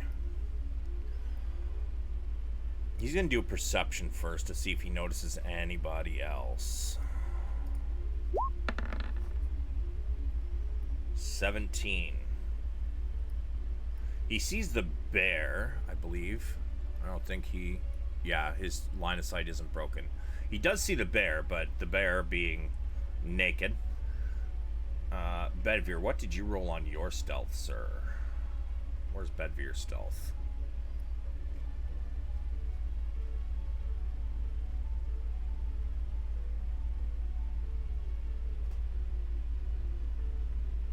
$17, and he just rolled a 17. And his line of sight is not broken to you. So, he's got his javelin out. And his direct line of sight to Braun is broken because there is a tree in the way. So he's going to throw his javelin at Bedivere.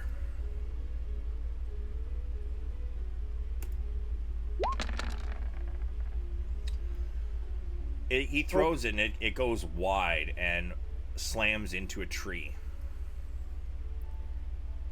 He is then going to come over here and try and break line of sight to Bedvere.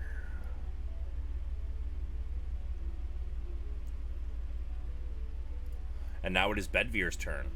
You watch as this javelin comes flying in and hits the tree next to you.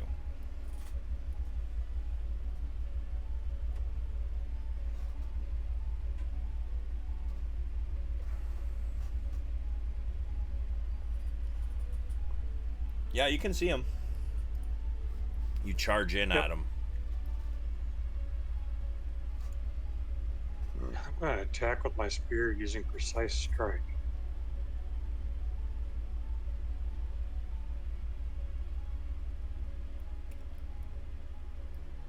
Okay. What is precise strike from again? Knight of Salambia. All right.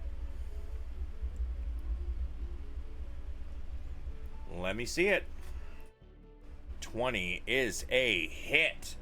You strike at him. Holy shit. And you catch him hard in the side as he's trying to squish against this tree, trying to break line of sight. You pop around the corner and you just strike out with your spear. And you bury it into his side. He doubles over in pain, but he is still standing. I use my bonus action to bring the butt end around and take a swing at him with it. Okay. Unfortunately, as you withdraw the spear and you go to spin it at him, him doubling over, you manage to miss and you hit the tree instead with the butt end of your spear. That ends my turn. Oh boy. Seeing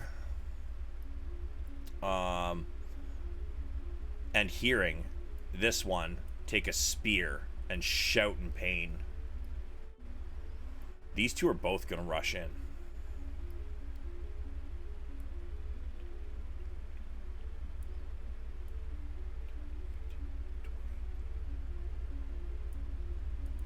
Directly at you.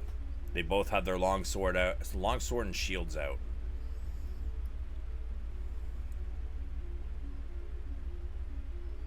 Oh, I missed this on the last one. Damn. You got lucky, Bedvere. However, maybe not this time. The first one makes his attacks.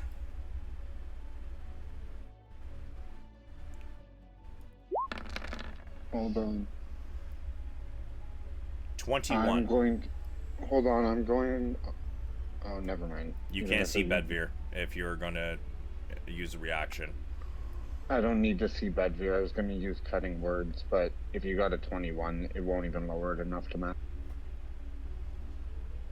21 hits. So, the first one swings in with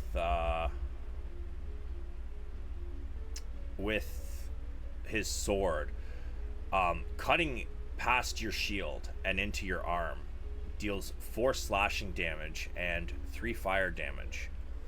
You can feel blisters beginning to well up around the gash. However, as he swings again, he misses. No worries, the fire will cauterize the wound. The other one makes his attacks.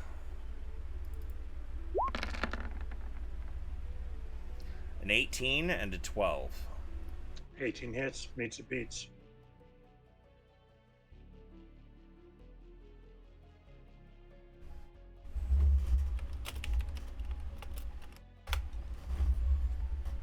All right, so same thing. This one cuts in, and this one ends up hitting your leg, slashing into the outside of your thigh, dealing 5 slashing damage and 2 fire damage. However, the next one misses as well.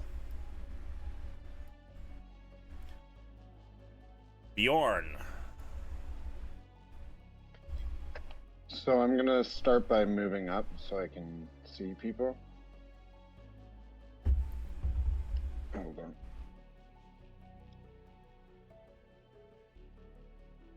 I was just checking. So I'm gonna move there so I can see everybody. And then with my attack, I'm going to cast.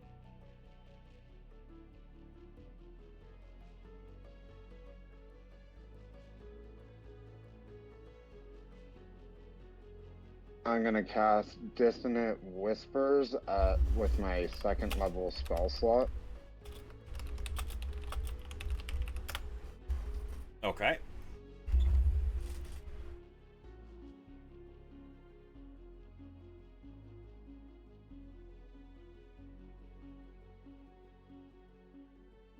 I'm casting it on that guy. That one. The one on the outside? Yeah. Alright, it is a wisdom save. He fails. So, he takes... Damn!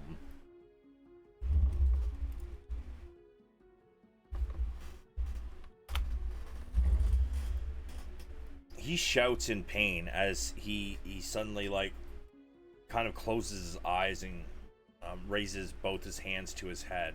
And as he opens his eyes, you see, like, some blood dripping from his nose and his eyes. He's not looking so hot. Creature doesn't move into on a failed save. Must immediately use his reaction.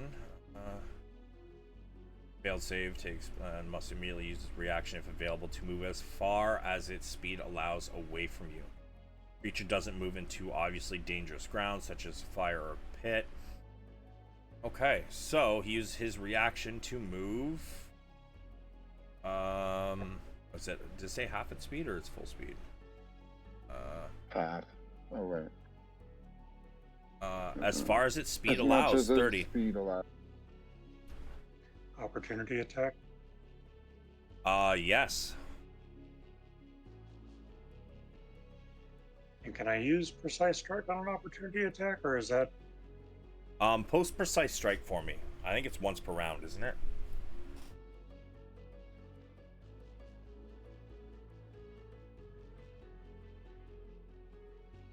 Once per turn when you make a once per turn. So, yeah, since this isn't technically your turn, I'm gonna say you're not able to use it on your reactions. Oh, good. But make My your attack. screen lags a little bit, so when he rolls, can you wait a second to tell whether it succeeded or not? Yeah. I'm gonna use cutting words on that.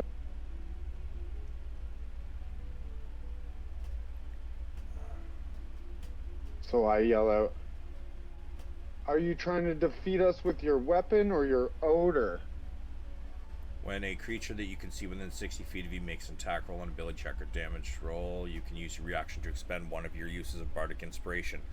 Rolling a Bardic Inspiration die and subtracting the number. You can use this.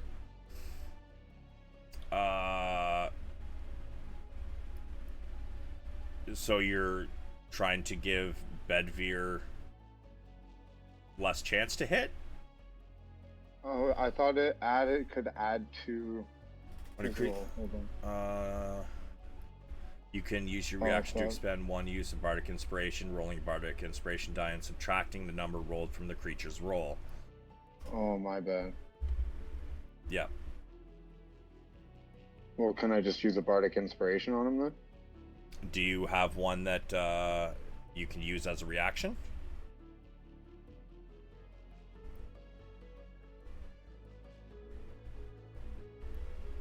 Because your base Bardic Inspiration is a bonus action. It says oh, so it's not a reaction? But depending on what uses your Bardic Inspiration can do. Well, I mean, you do have a bonus action left, and it is your turn. If you want to use a Bardic Inspiration, you can drop it on somebody.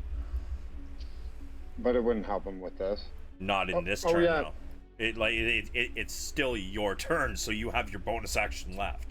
So he So can. it could help him then, so I could drop it on him for this attack, because it's still part of my movement.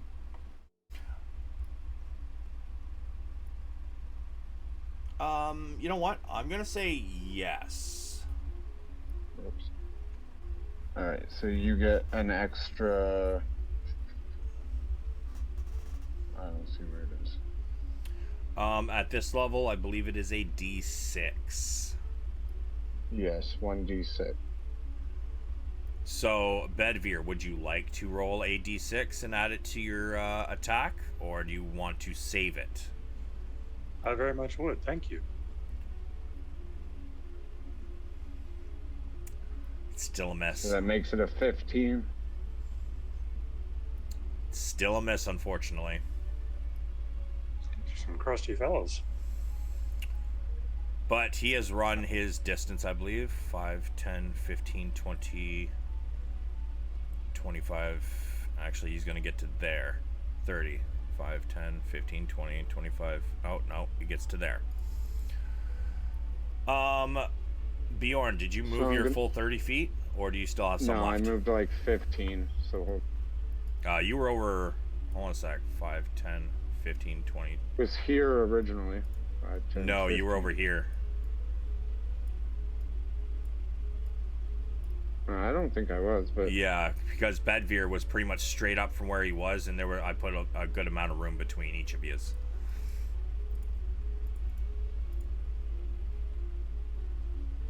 That's fine, I'll just stay there then. Alright. So, this one with the Hex and the Compelled Duel. Can you post Compelled Duel again for me real quick, please, Padraig?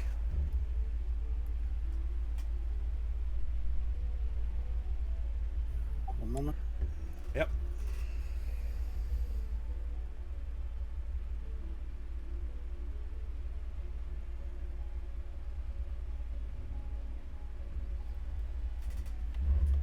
Alright, so we've got compel a creature into a duel, blah blah blah blah. For duration is disadvantage on attack rolls against other creatures. And must make a wisdom saving throw each time it attempts to move a space more than 30 feet from you, and I believe he is 20 feet away, right? Yep. So he is going to try, so he's going to get to the 30-foot mark. He's going to try to move another step, so, and your DC is 14? Yep. He does get further, but he only gets. Hex reduces rolls or no? No, Hex reduces. I believe Gondar said Ability strength. checks. Yeah,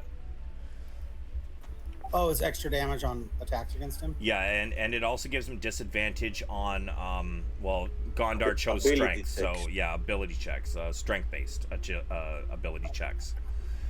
I'm mixing it up with Bane. So he is going to get another 10 feet away. So he started, he got, so he's at 40 feet away from you right now. And he's going to turn on you, Padraig. Actually, he shouldn't actually be moving, but he is 40 feet away. So we're going to leave him there for the moment. 40 feet ahead of you, he is going to use, okay. So he's going to have this at disadvantage. Does a 14 hit you, Padraig? Nope. He turns and he hucks a javelin at you. And it hits the ground ahead of you.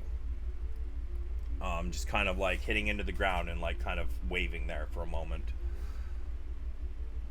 And then he's going to use his bonus action to pull out his sword and shield.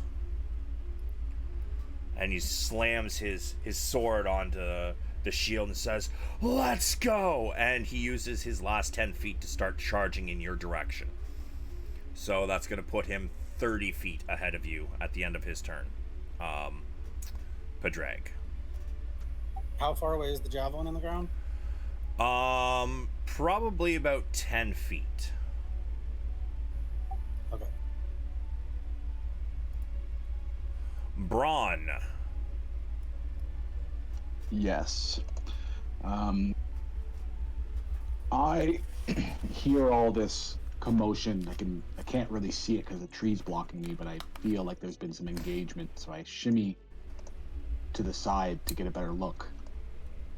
10 feet, and I do notice Bedvere taking on these two, and I cast Shield of Faith on Bedvere, Okay. giving him +2 AC. And gonna follow that up. Ooh. 1 second. How far are you away from me?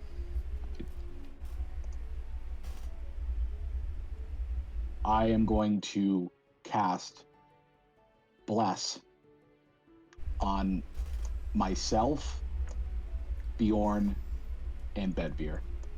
Okay. So, Bedvere, you now have a extra 2 AC. So, if you remember last session how I showed you how to add like bless and stuff, first off, you're going to check the bless button under your was it attacks and saving throws, or like just the D4, whatever it is, and you can Global skill modifier section. you can also no, not for skills. The bless is for attack rolls and saving throws. Yeah, Guidance. but you had us added into the global skill modifier tool proficiency. Yeah, that one is skill set. guidance. They're different spells. So like that's why I said just add a D4 under each spot, because bless will work towards your attacks and towards your saves, whereas guidance works towards your ability checks. So he's casting guidance or bless? He's casting bless. So bless is the one I added. I never had guidance in here. Okay, so you don't even need to call it that. Just call it a D4. So that way, whatever one it is, if it's blessed, then you just hit the D4. So you add the D4 underneath your saving throws, underneath your skills, and underneath your attacks, and then just whichever particular spell he's using, you just hit the ones that you have for it. Does that make sense? Yeah. All right. But Bedvere, if you can also add one under your global AC modifier called Shield of Faith, which gives you an extra 2 AC. Got it. Thank Power you. of Christ compels you. It does. Thank you. Do you have any more movement you wish to do, Braun? Braun goes one step further and kind of posts up next to the tree, kind of shimmies up to it, Okay. and that's my turn. Now, Gondar, you were 90 feet away.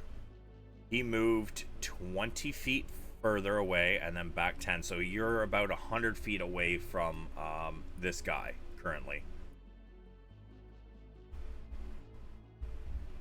Okay, I move 30 feet closer. That's Alright. the full of my movement. And blast him again. All right. Sender.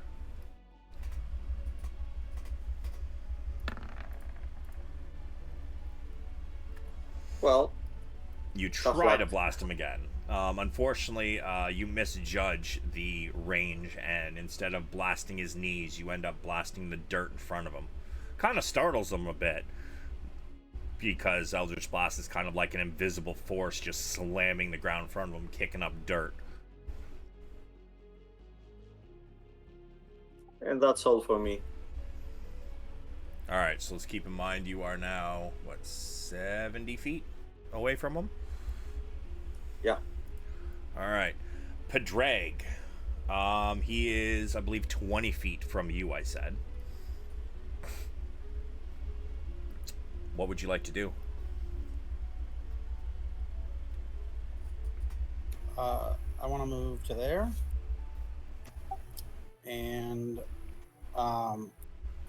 do I need to say, like, every time we roll initiative that I draw my weapons, or is it assumed that they're out, or how does that work? I would prefer people say, hey, I'm drawing my weapons. But for this one, we'll say your weapons are out. Unless, wait, you cast spells. Did either one of them require somatic components? Compel Duel is vocal, and you used... What was the other one? The cantrip? Yeah, Toll of the Dead. I think that one is vocal and somatic. So I'll say you can either have your weapon or your shield out. Because if you got, unless you have Warcaster, you would need a free hand to have cast Toll of the Dead.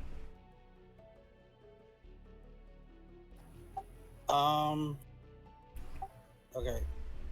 I couldn't point at the creature with the hand and the shield. Somatic components isn't just pointing. It's actually like the movement of the hand, the fingers, and whatnot. Like you wouldn't be able to hold a weapon. That's why Warcaster exists. That feat, because it allows you to cast spells with somatic components, which finger movements and whatnot, while having both hands full. Okay, then I will.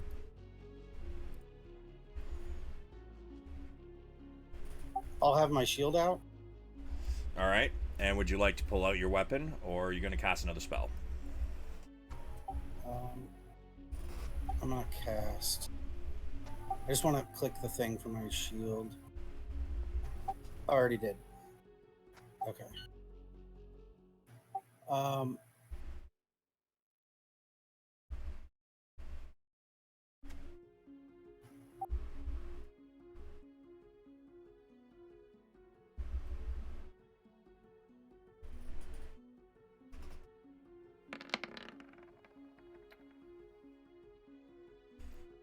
Okay.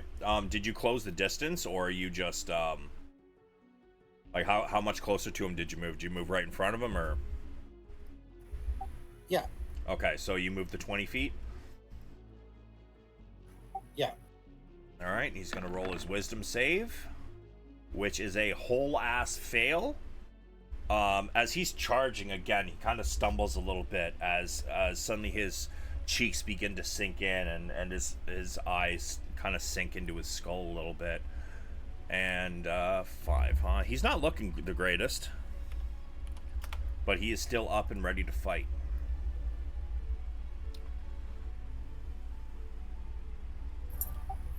And then for my bonus action, I'm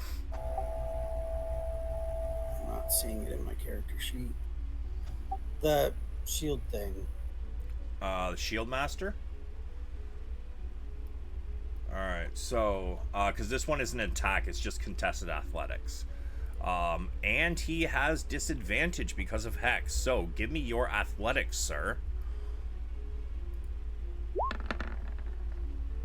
He rolls a 14 at disadvantage. Nat 20. You come charging in, and as in his weakened state, you throw a Toll of the Dead as he begins to stumble, and then you slam into him with the shield. You can add your AC bonus and blah blah blah blah. We're not anywhere near the cliff's edge, right? No. Yeah, so I'm just gonna try to knock him down then. Yeah, sure. Does he move back 5 feet? Yeah, with a nat 20, I'm gonna say you definitely knocked him down.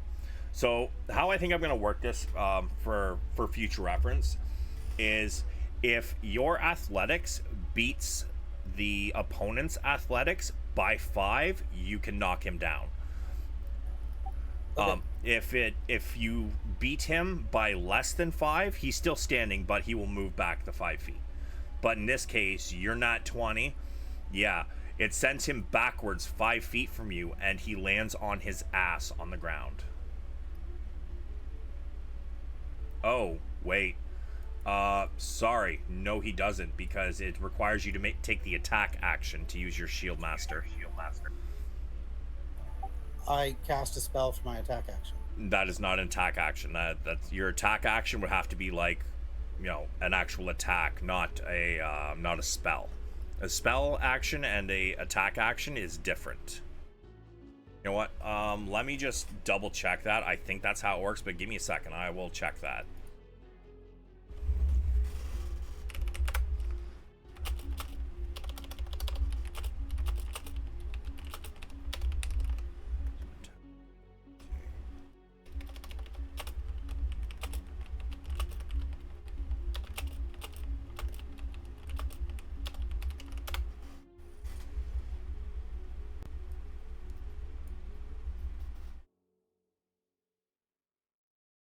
So while spells may involve an attack, they are not cast as attacks.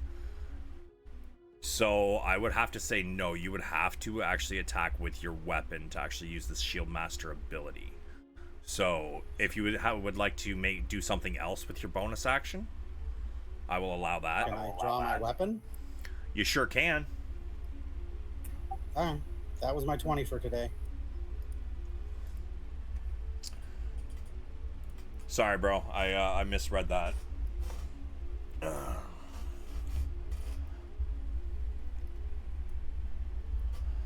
Alright, Bedivere. This one is going to attack you, sir. Okay.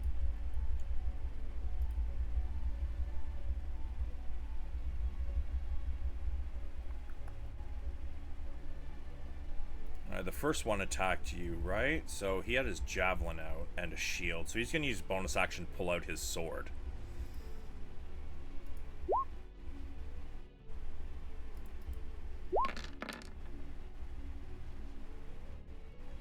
No. The 18 doesn't hit you? Nope. I'm at 18. Normally the +2 from Shield of Faith puts me at 20. Okay. So he swings twice, and you parry one and block the other with your shield. And in response, what would you like to do? I would like to put a spear through his chest. All right. As you block his second attack, you pull back and you stab out, and unfortunately, It ain't happening. yeah, no, it bounces off his shield and goes wide. We'll swing the butt end around and try again.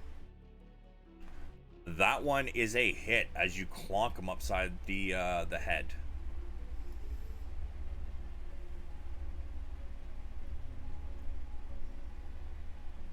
Damn. And you can add your precise strike to. What, does that apply to both? Okay. I don't know. That's what I'm asking. If you want to post it for me again. Yeah, let me post it. You're also blessed. Thank you. Oh, that's right.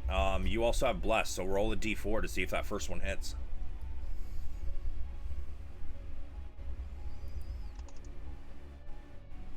It does. Give me the damage for that one, and then post your. Well, you know what? We'll take the precise strike. We'll add that to your first hit. So just roll me your spear damage. I've marked myself with yellow to try to remember. It's not a bad idea. Alright, so you stab him. And it was the one on the right, right? Yes, it was.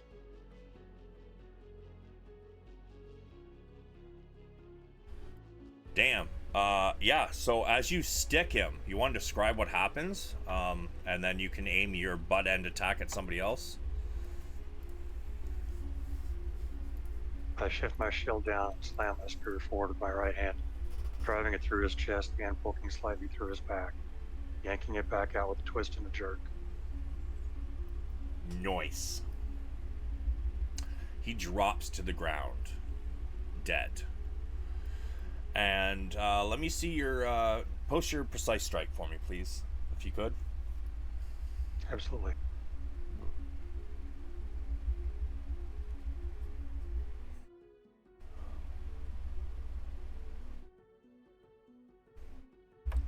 Alright, once per turn you make an attack roll against a creature, you can cause the attack roll to have advantage. Oh, you also could have rolled that advantage. Oh, okay.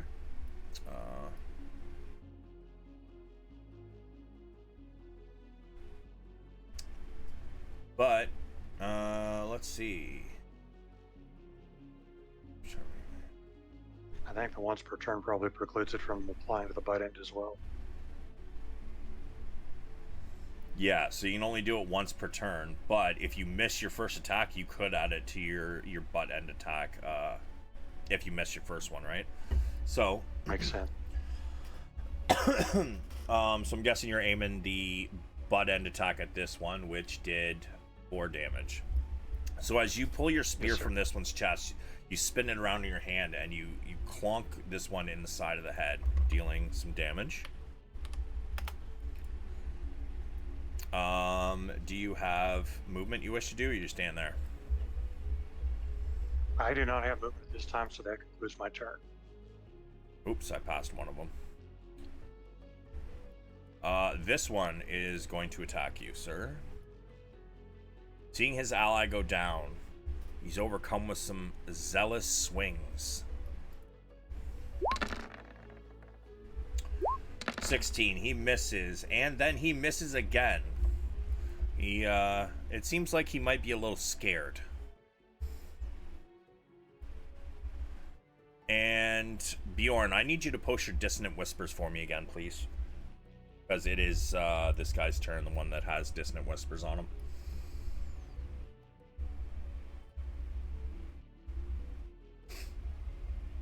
I don't think anything happens to him after that turn. Alright, let's see. Instantaneous.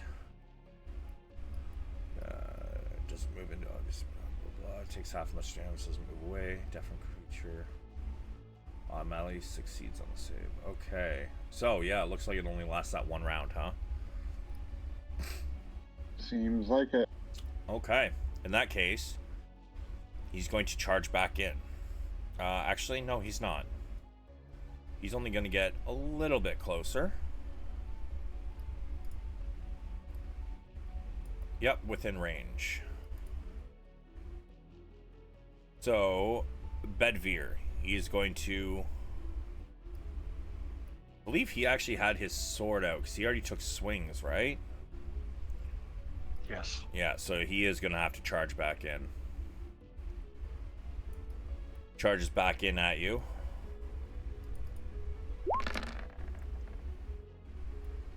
He swings once, and you bat it away easily with your shield. The second one, however, I believe 22 connects. It does indeed, and I am down. Yeah, he finds purchase, and he slashes directly into your rib cage. And you feel like you can't breathe. You begin to, blood starts to fill your mouth, coming from the back of your throat, as he has burst along. And you fall to the ground.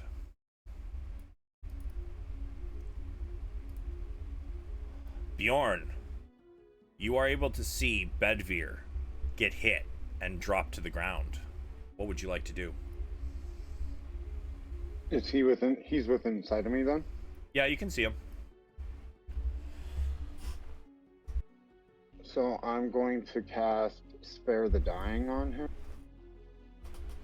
Okay. Or do I have to touch him? I have to touch him. Where is he? Yeah, you have to be close enough to touch him to cast that. He's right down here, directly in front of these other two. Alright, so I touch him and cast Spare the Dying. Okay. Does that work immediately? Like, am I able to move again afterwards? Yeah, it says casting time 1 action. Am I, for my movement, am I able to grab him and drag him back? What is your strength?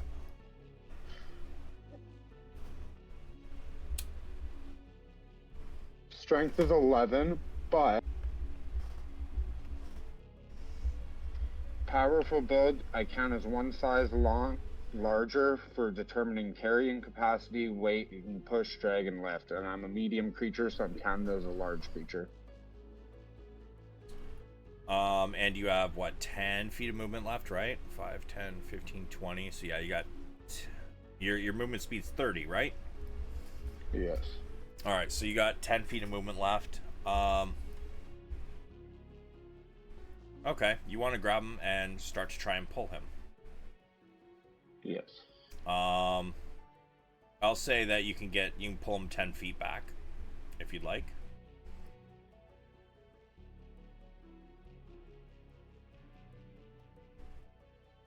Alright, I'm gonna end my turn.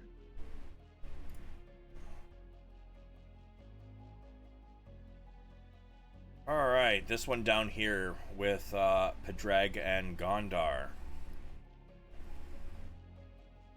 He is going to lash out at you, Padraig.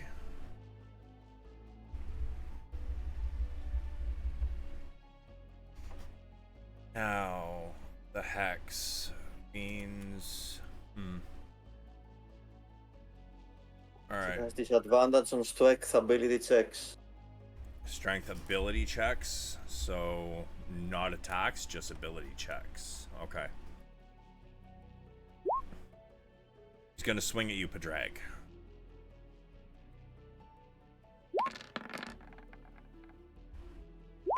First one misses as you block it with your shield. Does a 21 hit you? Yeah. You take 5 slashing and 2 fire damage as he does find some purchase and gets you about in the hip area. Finds a space in your armor.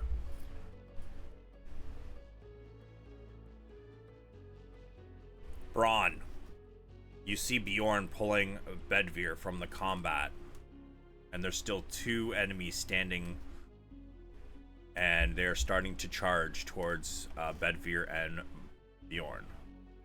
So as Braun witnesses this, he harvests some divine power and regains a single spell slot, and sees these 2 running and starts running towards them himself, putting himself between his party and them, and he's looking pretty pissed off, and puts his hands out in front of himself in a triangle and casts Burning Hands. Oh shit. Okay. Alright. So let me see the it is a dex saving throw. Okay. So the rolls will be first the left one and then the right one, and you can roll your damage, please.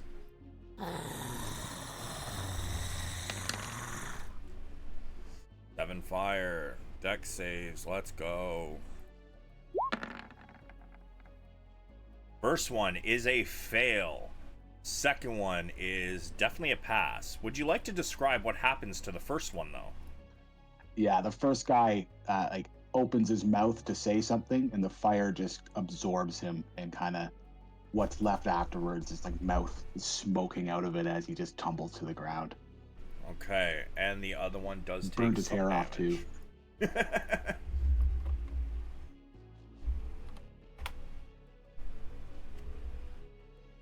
All right, so the other one, this one here, he does take some damage, but he gets away from the brunt of it.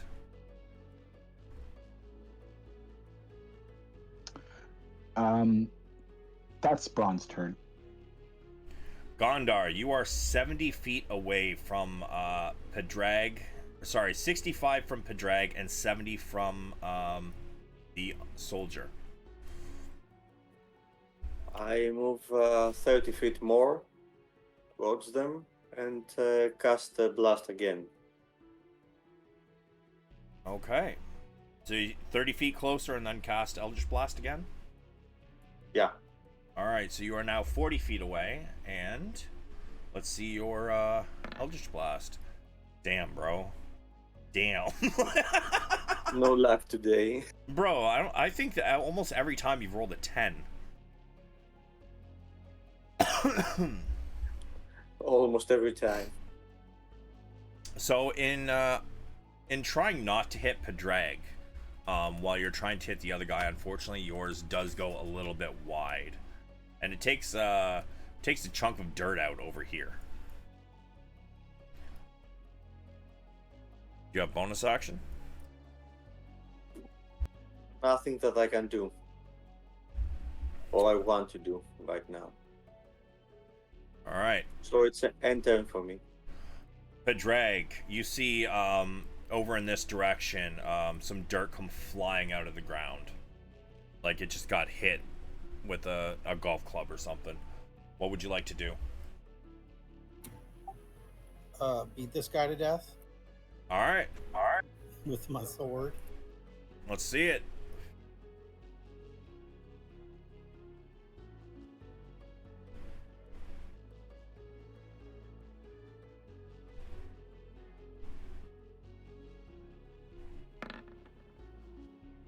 That is a hit.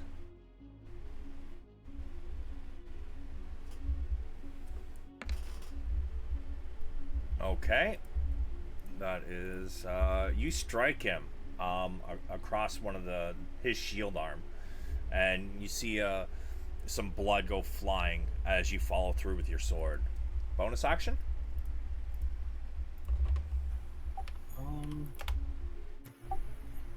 Don't know if I have anything that does damage as a bonus.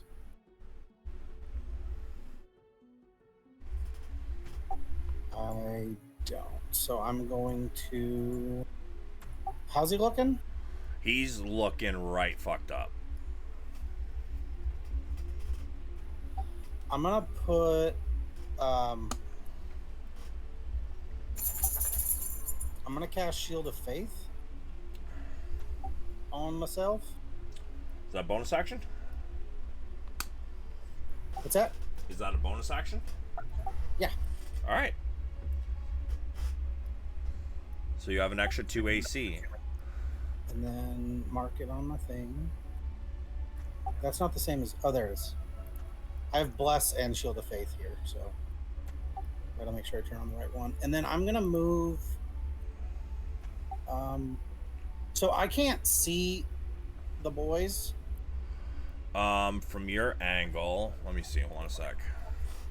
Because I thought when it started I could kind of see one of them, but I think people have moved and now I can't. But I could tell like the direction of the noise, right? I'm gonna say that because you are still somewhat off the map, technically you guys haven't actually got to where you are as of right now. I'm gonna say through the trees, you can probably hear them if you want to roll me a perception.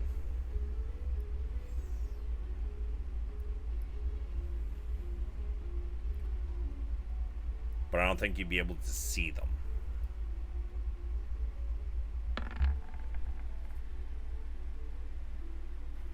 Like just to know vaguely what direction it is. I mean, I know it's away from the cliff. Yeah, you definitely know that they're northwest through the trees. Okay, then I'm gonna move here.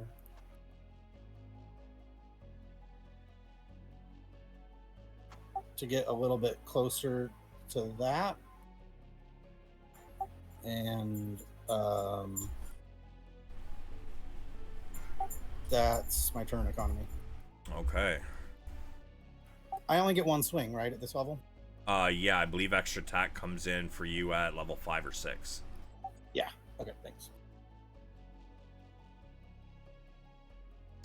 So Spare the Dying was used on Bedivere, so he doesn't have to roll death saving throw. However, Bedivere, would you like to share a memory? Hey, thank you for the follow. So it's a sunny Joker? day. I'm with a patrol of knights of Salamia, patrolling the countryside. Just the camaraderie of my friends, sitting astride our horses, just enjoying our rounds.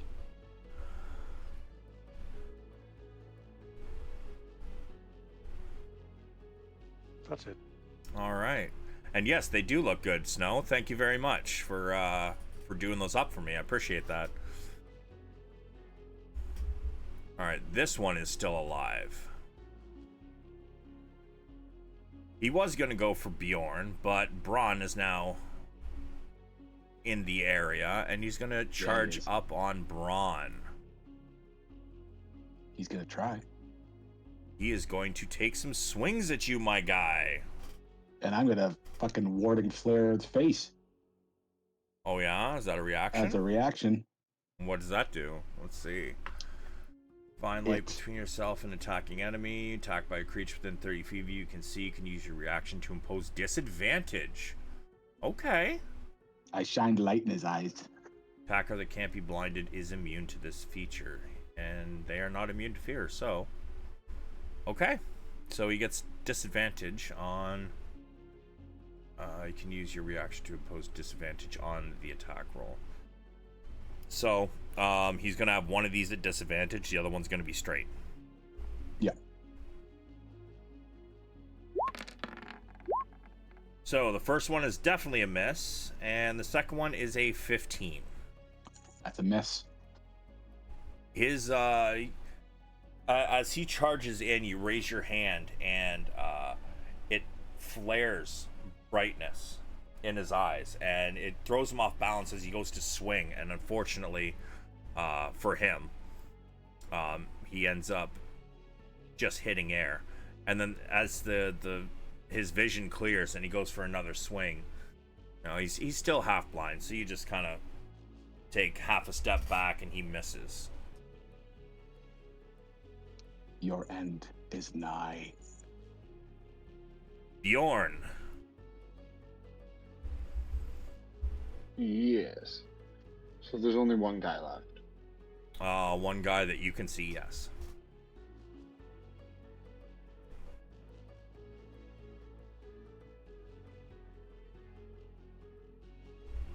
I'm going to move up to there, and I'm going to cast Vicious Mockery. What do you say as you cast Vicious Mockery? I've met cantaloupes with better fighting moves than you. He fails, and he says, "Ouch, rude," as he takes a little bit of damage. His nose begins to bleed. Bonus action, more movement. Yeah, I'm going to move back. Oh, wait, not there.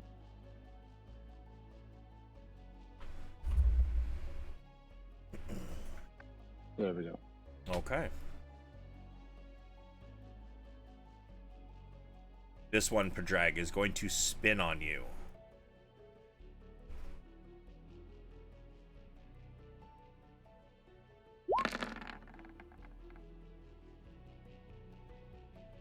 First one misses, but as you parry, you leave yourself open, and he slashes at you again. Quite hard this time. Let's see, that is... Unless you have a reaction that negates a crit.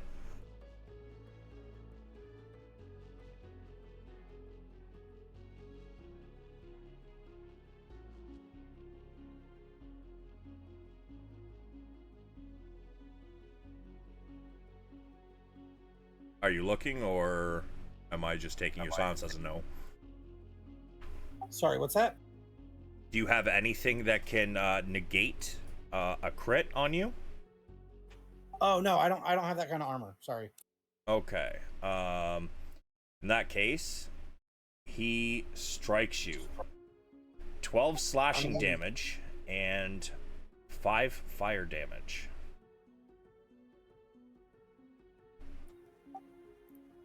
Unless my parents gave me adamantium armor. No, but I know that I think there's a certain kind of paladin that can possibly negate crits. I just can't remember what kind it is.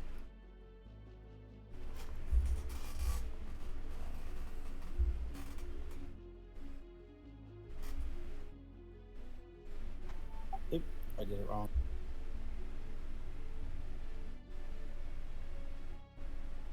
So I was at 18. I hit 17 without the minus.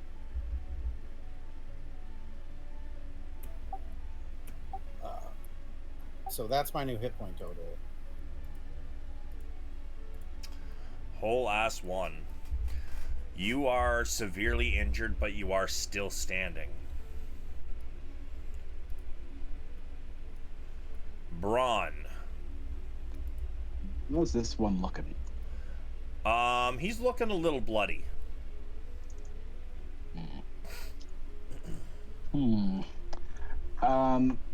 Braun takes his hand and puts it to his neck and grabs his necklace and just utters the word burn as he casts Word of Radiance. And I select him to take damage. Alright, con saving throw.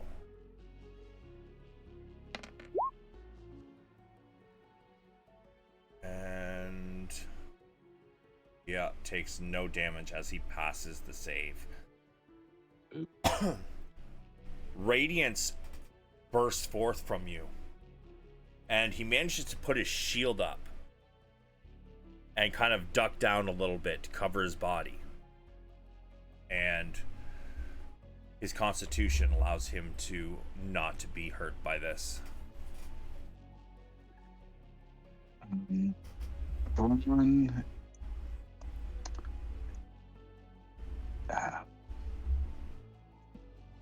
Decisions must be made. Thrawn is going to use his bonus action to flip this guy the big fucking bird right in his face and say, "Your time is coming." And that's his turn. There's nothing else I want to do right now. I mean, you don't want to try and get Bedivere up? I don't have any spell slots, so that's a negative. Okay. Gondar, you watch Padraig take a nasty hit. I believe he is this is 40 feet in front of you, if I remember correctly. Yeah. Well, I'm moving my I am using up my movement to get within 10 feet of the opponent and strike at him with my glaive. Okay.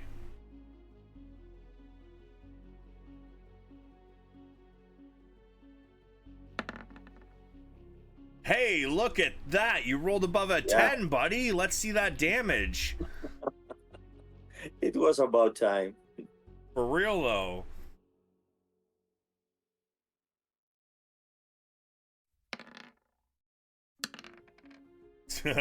Damn. You want to describe what happens? It goes down. Okay. I rush at him with my glaive head on and use it more like somehow a piercing kind of way and drag him along. Okay. So you charge in and you kind of like spin it in your hand, like not like a bow, but like spin it so the blade is kind of coming in almost like a drill. And you hit him and it just goes straight through his armor and deep into his chest. Bunch of blood just spews out from his mouth as he coughs up, wide-eyed looks at you, and slowly drops to his knees and slides off the end of your glaive. Good riddance. Bonus action? Well, I see no point in hitting him again. So, Padraig is still up, as I see. Not much left for me to do now, so it's end turn. All right. So you guys are Padraig, you're about I'm gonna say 20 feet off the map, and Gondar, you are I guess you got within 10 feet of him, so 10 you're about 30 feet off the map. And how far away from the others? Let's see if you guys would be over here, so let me do a roughly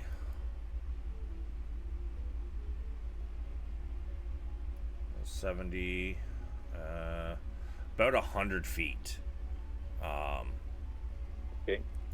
And Padraig would be probably about 85-90 feet from them. And it just so happens it is Padraig's turn. So where do I start my movement from for this turn? I would say like you're still ways off the map. So I would say you can get basically 10 feet onto the map. Anywhere from, god damn it, one sec. If you want to get on the map, it would take you your like 20 feet to get onto the map, and then you could probably get 10 feet further. So like you can probably get to here or like here in this area. basically 3 squares onto the map from the edge. And then if you want to use your dash action, you could get you can get closer as well, unless you want to use your action to help yourself a little bit. So I can get to there? Yeah, with your base movement, yes. Okay, then I'm going to cast a spell on him. That's a bad guy, right? It is 75 feet away. 120-foot range. All right, what you casting?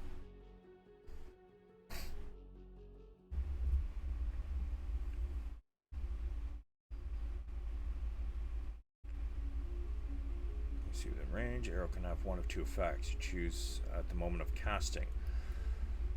All right, successful spell, ranged spell attack. Okay, and which of the effects? I want to get healed by taking life from him. Okay. So the arrow deals 2d6 necrotic damage to the target on a hit. You heal for the same amount. Okay. So let's see that spell attack then. I think he has to roll a save. Creature, you can see that you can 2 effects. If you make a successful ranged spell attack. Oh, what is the save for then? I think it just puts it at the bottom of all of your spell descriptions. Okay. So it should be in your attacks, I think. Yeah, I've never used this one before.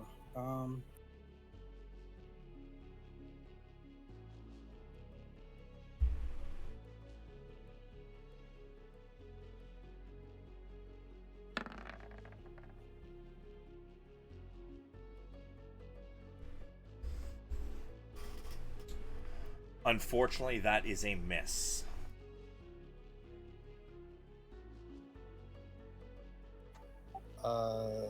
That's my turn then.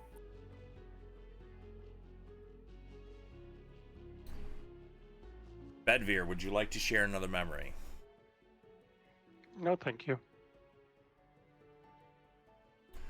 Alright, this one is going to attack Braun again.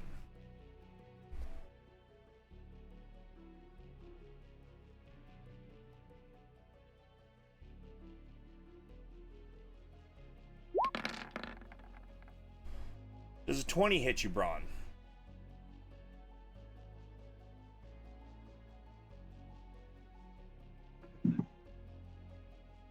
Braun?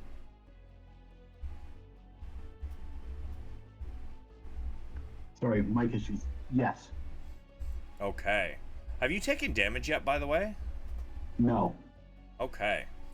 So, you take 3 slashing and 4 fire damage as he connects. He then comes back with a backhanded swing. Dealing. Also, I need bless his concentration, right? It is. I need a constitution save. Let me just double check. I'm almost 100%. Yes, that is concentration.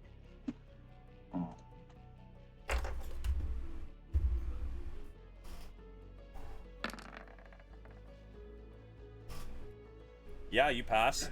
Do I get bless on that save? Sorry, what? Do I get bless on that con save if I'm rolling to keep bless? I would say probably. Yeah, I guess that makes sense. However, as he comes back with another attack, you take another 11 slashing and 3 fire damage as he bites the sword into your inner thigh. I need another con save.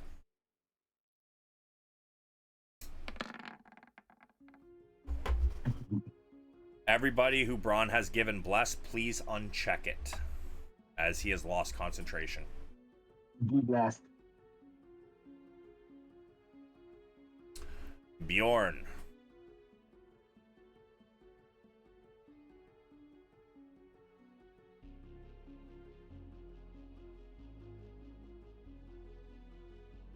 Bjorn? Having mic issues again, bro?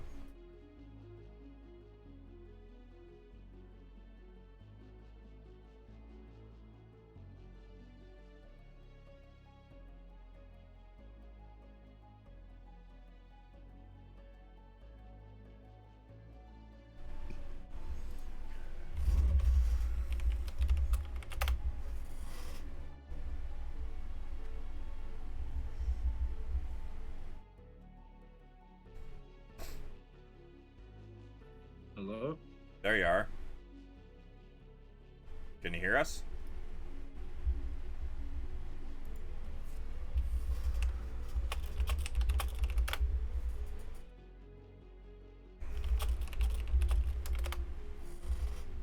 Misa Bjorn?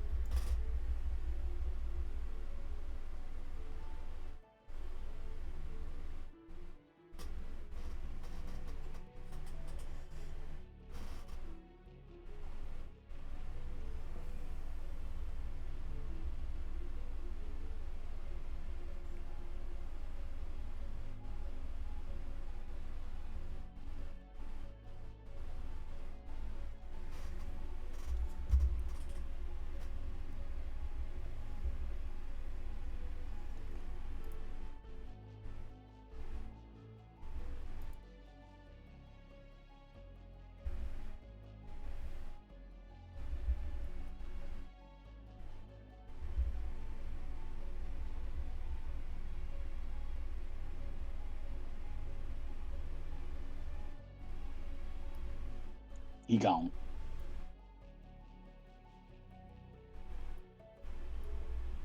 He's having issues again. So while he fixes that, we'll come back to Bjorn Braun. You're up next. Well, how? I guess the guy's still looking kind of decent in front of me. Nothing's really changed. Yeah, he's I mean, he's not looking great, but he's not looking horrible either.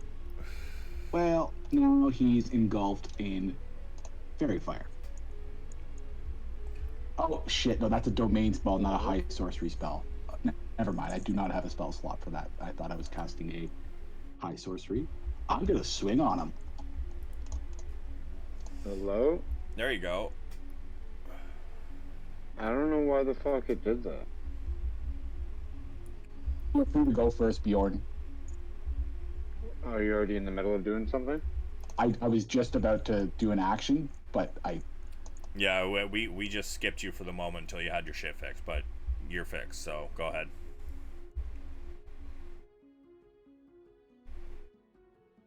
Oh, I'm not gonna move to that spot because then I have no sight. Do I have line of sight then, or is this body in my way? I mean, it's on the ground. It's a dead body. You can see him. Alright, I'm gonna cast Toll of the Dead then on the guy beside Bro. All right, it's wisdom save and give me that D12.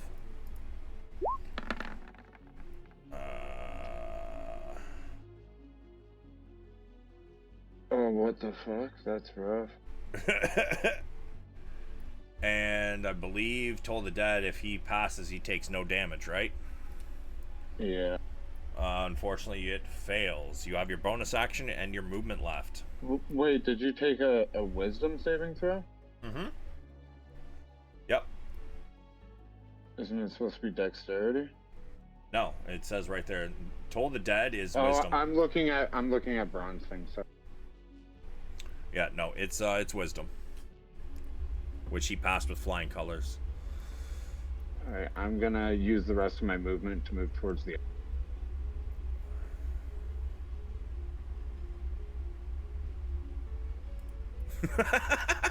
Okay. 20. Like, peace, Braun, you're on your fucking own.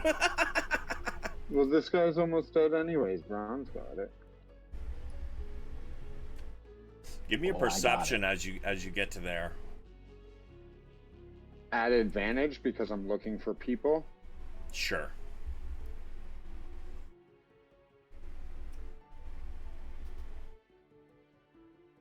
What the fuck? Uncheck your bless. You don't have that anymore. You lost concentration. But I'm gonna say with an 11, you can see. Gondor is like, you know, off map at the moment, but you can see Padraig running towards your direction. All right, and my turn. Braun. Braun's swinging. He's swinging with his mace. Do you have Warcaster? Yeah, I do. Okay. Yeah, my mace and shield are always out. All right. Let me see it. When I pull it up.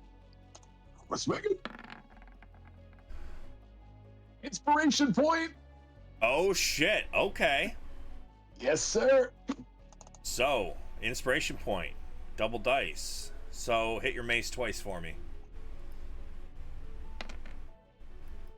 Alright, so you have a +1 to strength. So the first one is 6, and the second damage dice is a 2. So 8 damage.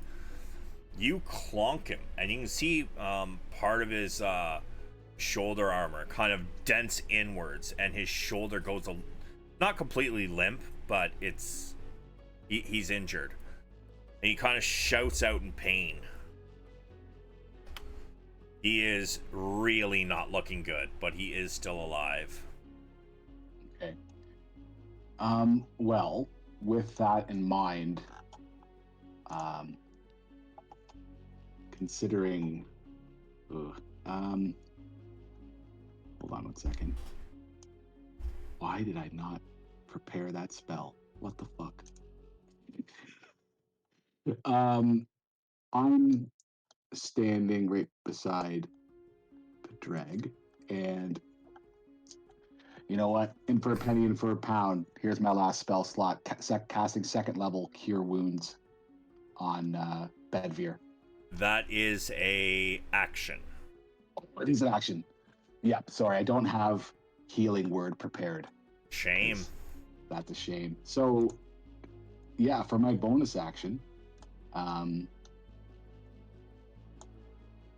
just going to continue accosting this guy in front of me. I'm going to give him like the old arm, fist and arm up on the other arm, you know? Like, So like an up yours. yes. Gotcha. All right. Gondar. That's my turn, yeah. You are with your full movement, you can get to pretty much, I believe Padraig, were you 15 feet in front of or was it 10 from Gondar? 10. 10? Yeah, when we were off the And map, then I was 10 feet. He was from the 15 feet away from me. I was 10 feet for the. Okay, the so opponent. you were 15 feet behind Padraig. Okay, so you can basically get to 1 square off of the map. So, do you wish to use your dash action?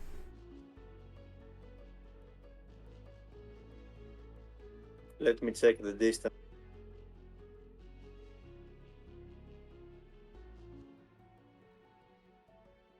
So you would be about 90 feet from him, from the enemy. I use my. I use my bonus. No, there's no need. I can use my bonus action to answer the hex spell to the one still standing and cast blast at him. All right, let's see it.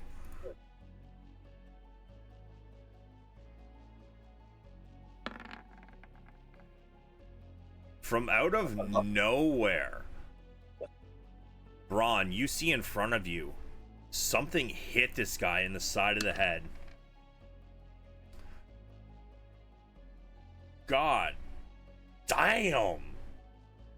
You want to describe this? Yeah. It hits him in the middle of his chest, and when he turns around Why died? There's a hole in his chest. Steaming cold.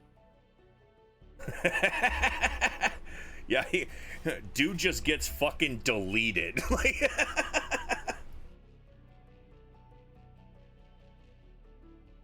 and with that, we are out of turn order. I start giving medical attention to. So he's already stabilized.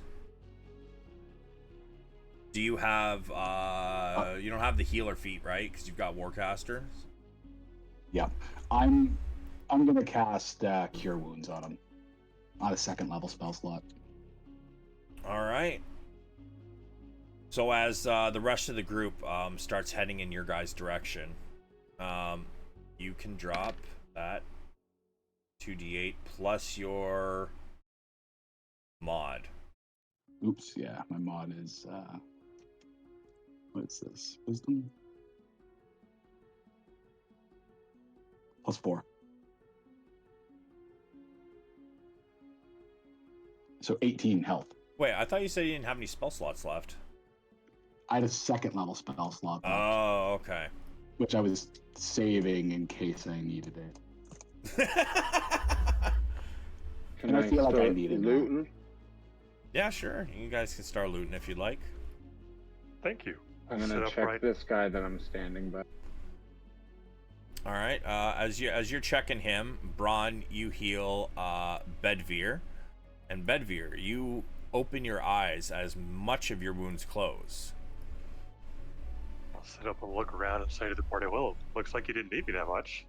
Looks like Welcome y'all back, took care of friend. it just great. Thank you. Thank you for the healing and all the casting. To everybody. You started it off, friend. We finished it. Don't worry. Yeah, if you guys want to do an investigation on these four guys, you guys also hear as combat seems to end, you guys hear the gates open and a horse go flying out of the town.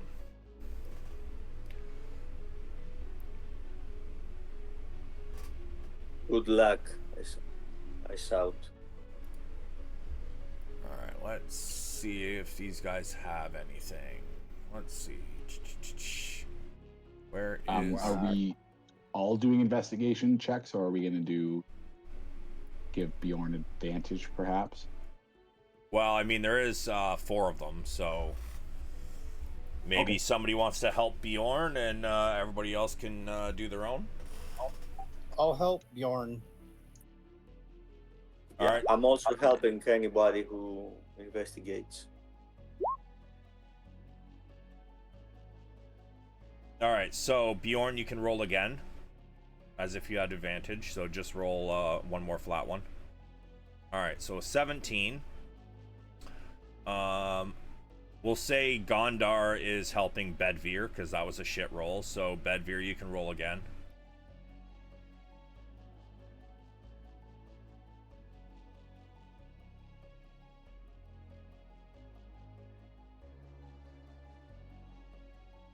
All right, so we have a 16, we have a 17, and an 18. And who wants to search the last body? I think Bjorn has done a great job searching with his big snout. I'll give her a shot. Okay, so one of them doesn't seem to have anything on him. However, the other 3, where is my book?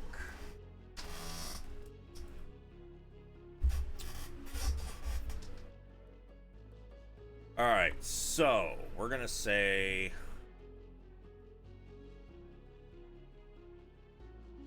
Ron.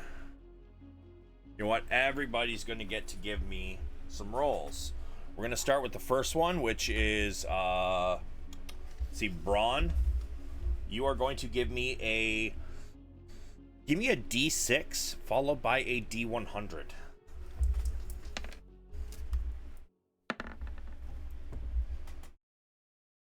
So, number 73 on table 3.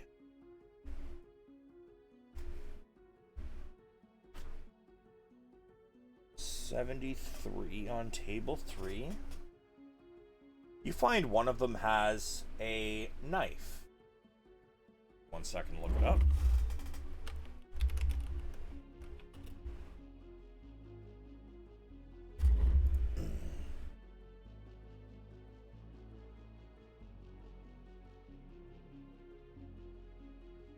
Okay.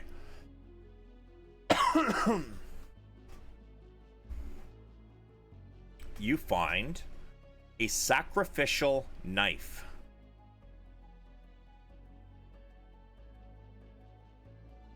Nice. This knife is looks like a dagger. You know what? Nobody uses daggers. Give me 1 second. Blah blah blah blah blah. Okay. Oh Jesus. So you get the ceremonial sacrificial knife. It is a dagger, but you get the uncommon version.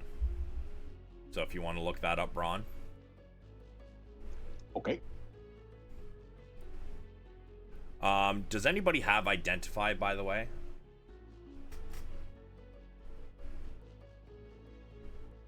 Let me check. No, but I do have Arcana in case there's something magical. So if you would like, I would allow you to do an Arcana check on this Gondar.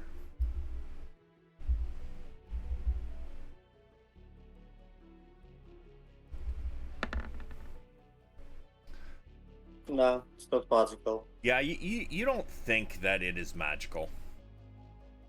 Although the way it is made, let's take a look here. It's a strange blade, and there does seem to be a red gem in the bottom of it. And just above the hilt, there is what seems to be strange skulls carved into it. There is a nice hilt along with a almost a handguard on it. It almost looks like rust on it, but at closer inspection, it doesn't seem to be rust. It just seems to be the color of the blade. So, Braun, you may enter this into your inventory as sacrificial knife. Well, you can just drag it in, actually, from the compendium, but make sure you change the name to unidentified. So right now, you're unaware that it is magical. And make sure you uncheck it so it's not applying the bonuses it gives you. Yes. And I do not have identify that it's not a cleric spell. No. I was wondering if maybe Bjorn, I think, would probably be... Bjorn's probably the only one that would really have it, if anybody has it. I do not have it. Shame. So, if you guys cannot identify a certain object, you can, however, spend your time over a long rest to attune to it to find out what it does. However, this can be dangerous sometimes. Do we need a long rest to attune or just a short rest? I do long rest for attunements. Okay. Next person, Bedvere. Give me a D6 followed by a D100. Okay, table 4, number 34. One of them seems to have some sort of sickle underneath their robes. Let's see.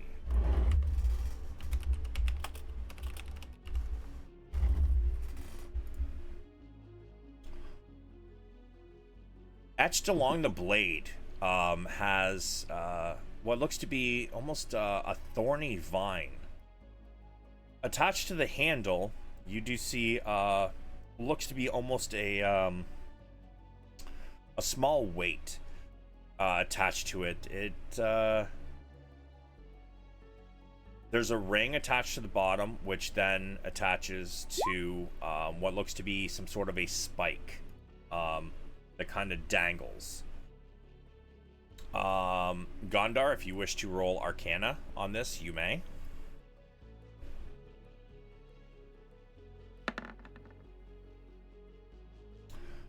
Nothing here is magical. Sounds good. I can use this for cutting crops. So Bedvere, you can put it into put it into the compendium. Sickle of Thorns. Just drag it into your inventory, uncheck it, and change the name to Sickle of Thorns, and in brackets put unidentified. Got it. Bjorn, you are up next. We're just going left to right on my at the bottom of my screen here. Oof. Holy. Oof. Oh my god, bro. Oracle charm. Alright. I got a rock. What is wrong with my fucking rolls, bud? Can I use a fucking inspiration point? Not on this, no. It has to be on something you're rolling on a D20. One of them seems to have what resembles a human finger bone engraved with runes and complicated knotwork patterns.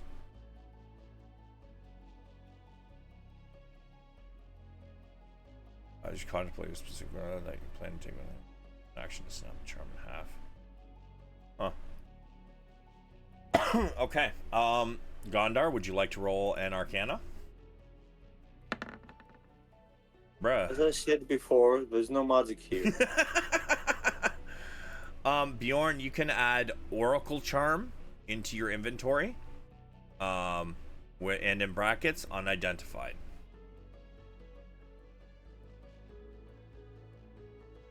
Gondar. Good sir, you are next. Give me your D6 and a D100.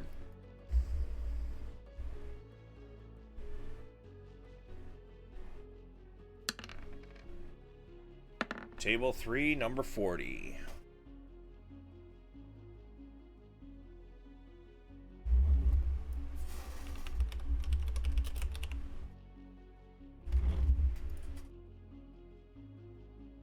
You find a fist-sized sphere of blue quartz, and it seems to be emitting some cold. Give me an Arcana. Add advantage on this one, actually.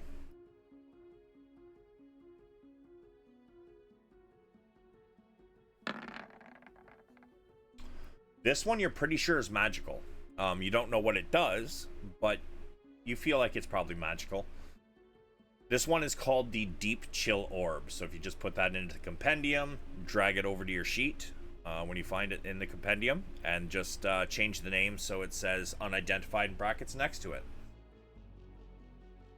Come again, Deep Chill, one word, and then orb. Yeah. Okay. And Padraig. D6 followed by a D100, please.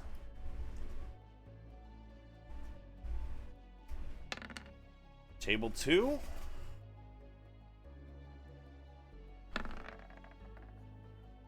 $36. All right, so, oh, that's an interesting one.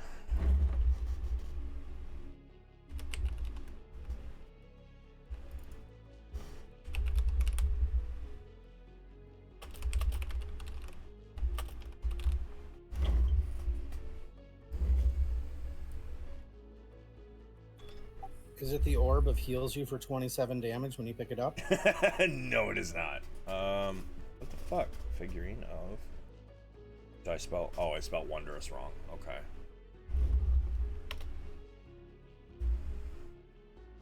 Alright, so figurine of wondrous power, tin dog. Alright, so...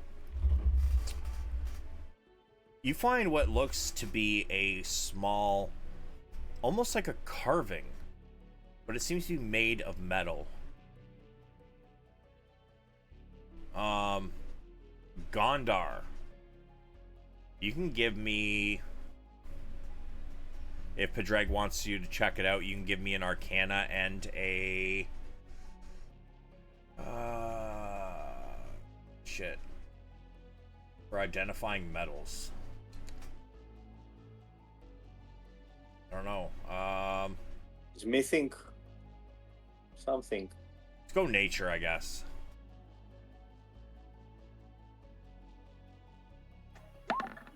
It's like a, what kind of figure is it? This one looks like a dog. Gondar, you're not really sure what kind of metal it is made of, but you do feel like there's some kind of enchantment to it. So, Pedrag, you can type in figurine of wondrous, and it'll come up with a list. You're going to go down until you find the one that says figurine of wondrous power, tin dog. And you can drag that in and again change the name to unidentified at the end.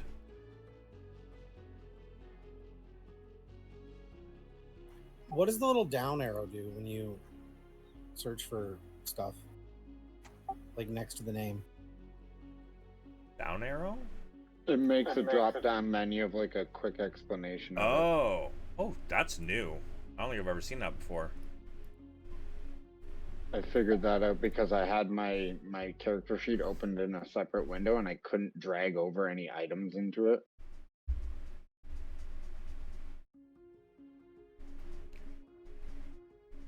But yes, that is what you guys loot. And at this point, it is past midnight. So as you guys finish looting and you hear Cudgel and her horse take off from the gate, this is where we're going to end for the night.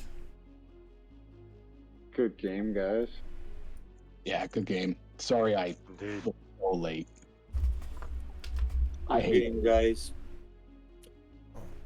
Well, Cheers, everyone. thank you everybody for coming. I hope you had fun. I enjoyed tonight's session. There was some decent role play and some good combat. But I will see you all again in 2 weeks. For those of you I don't have a game with before that. But yeah, thanks for coming. Thanks, man. Thanks, Cheers, everybody. everyone. Thanks, Bye. y'all. Have a good couple weeks. Yeah. Yeah, Thanks, bud. good game. No problem, guys. See you later. See ya. And to my stream, my viewers tonight, thank you very much. How do you delete an item again? If you hit the lock at the bottom of whatever list it's in, hit the lock, it'll pop up with a red square, and you can just hit the red square and it'll delete it. Okay, thanks. I accidentally did it twice. No worries. But thank you to my viewers tonight, and I appreciate the follow from the Canadian Joker, and for Zequas and Queen stopping in and showing off some of the emotes and such that Snow Queen made for me. And I have another stream tomorrow night and Saturday afternoon and Sunday night, so hopefully we'll see you guys for that. Peace, everybody.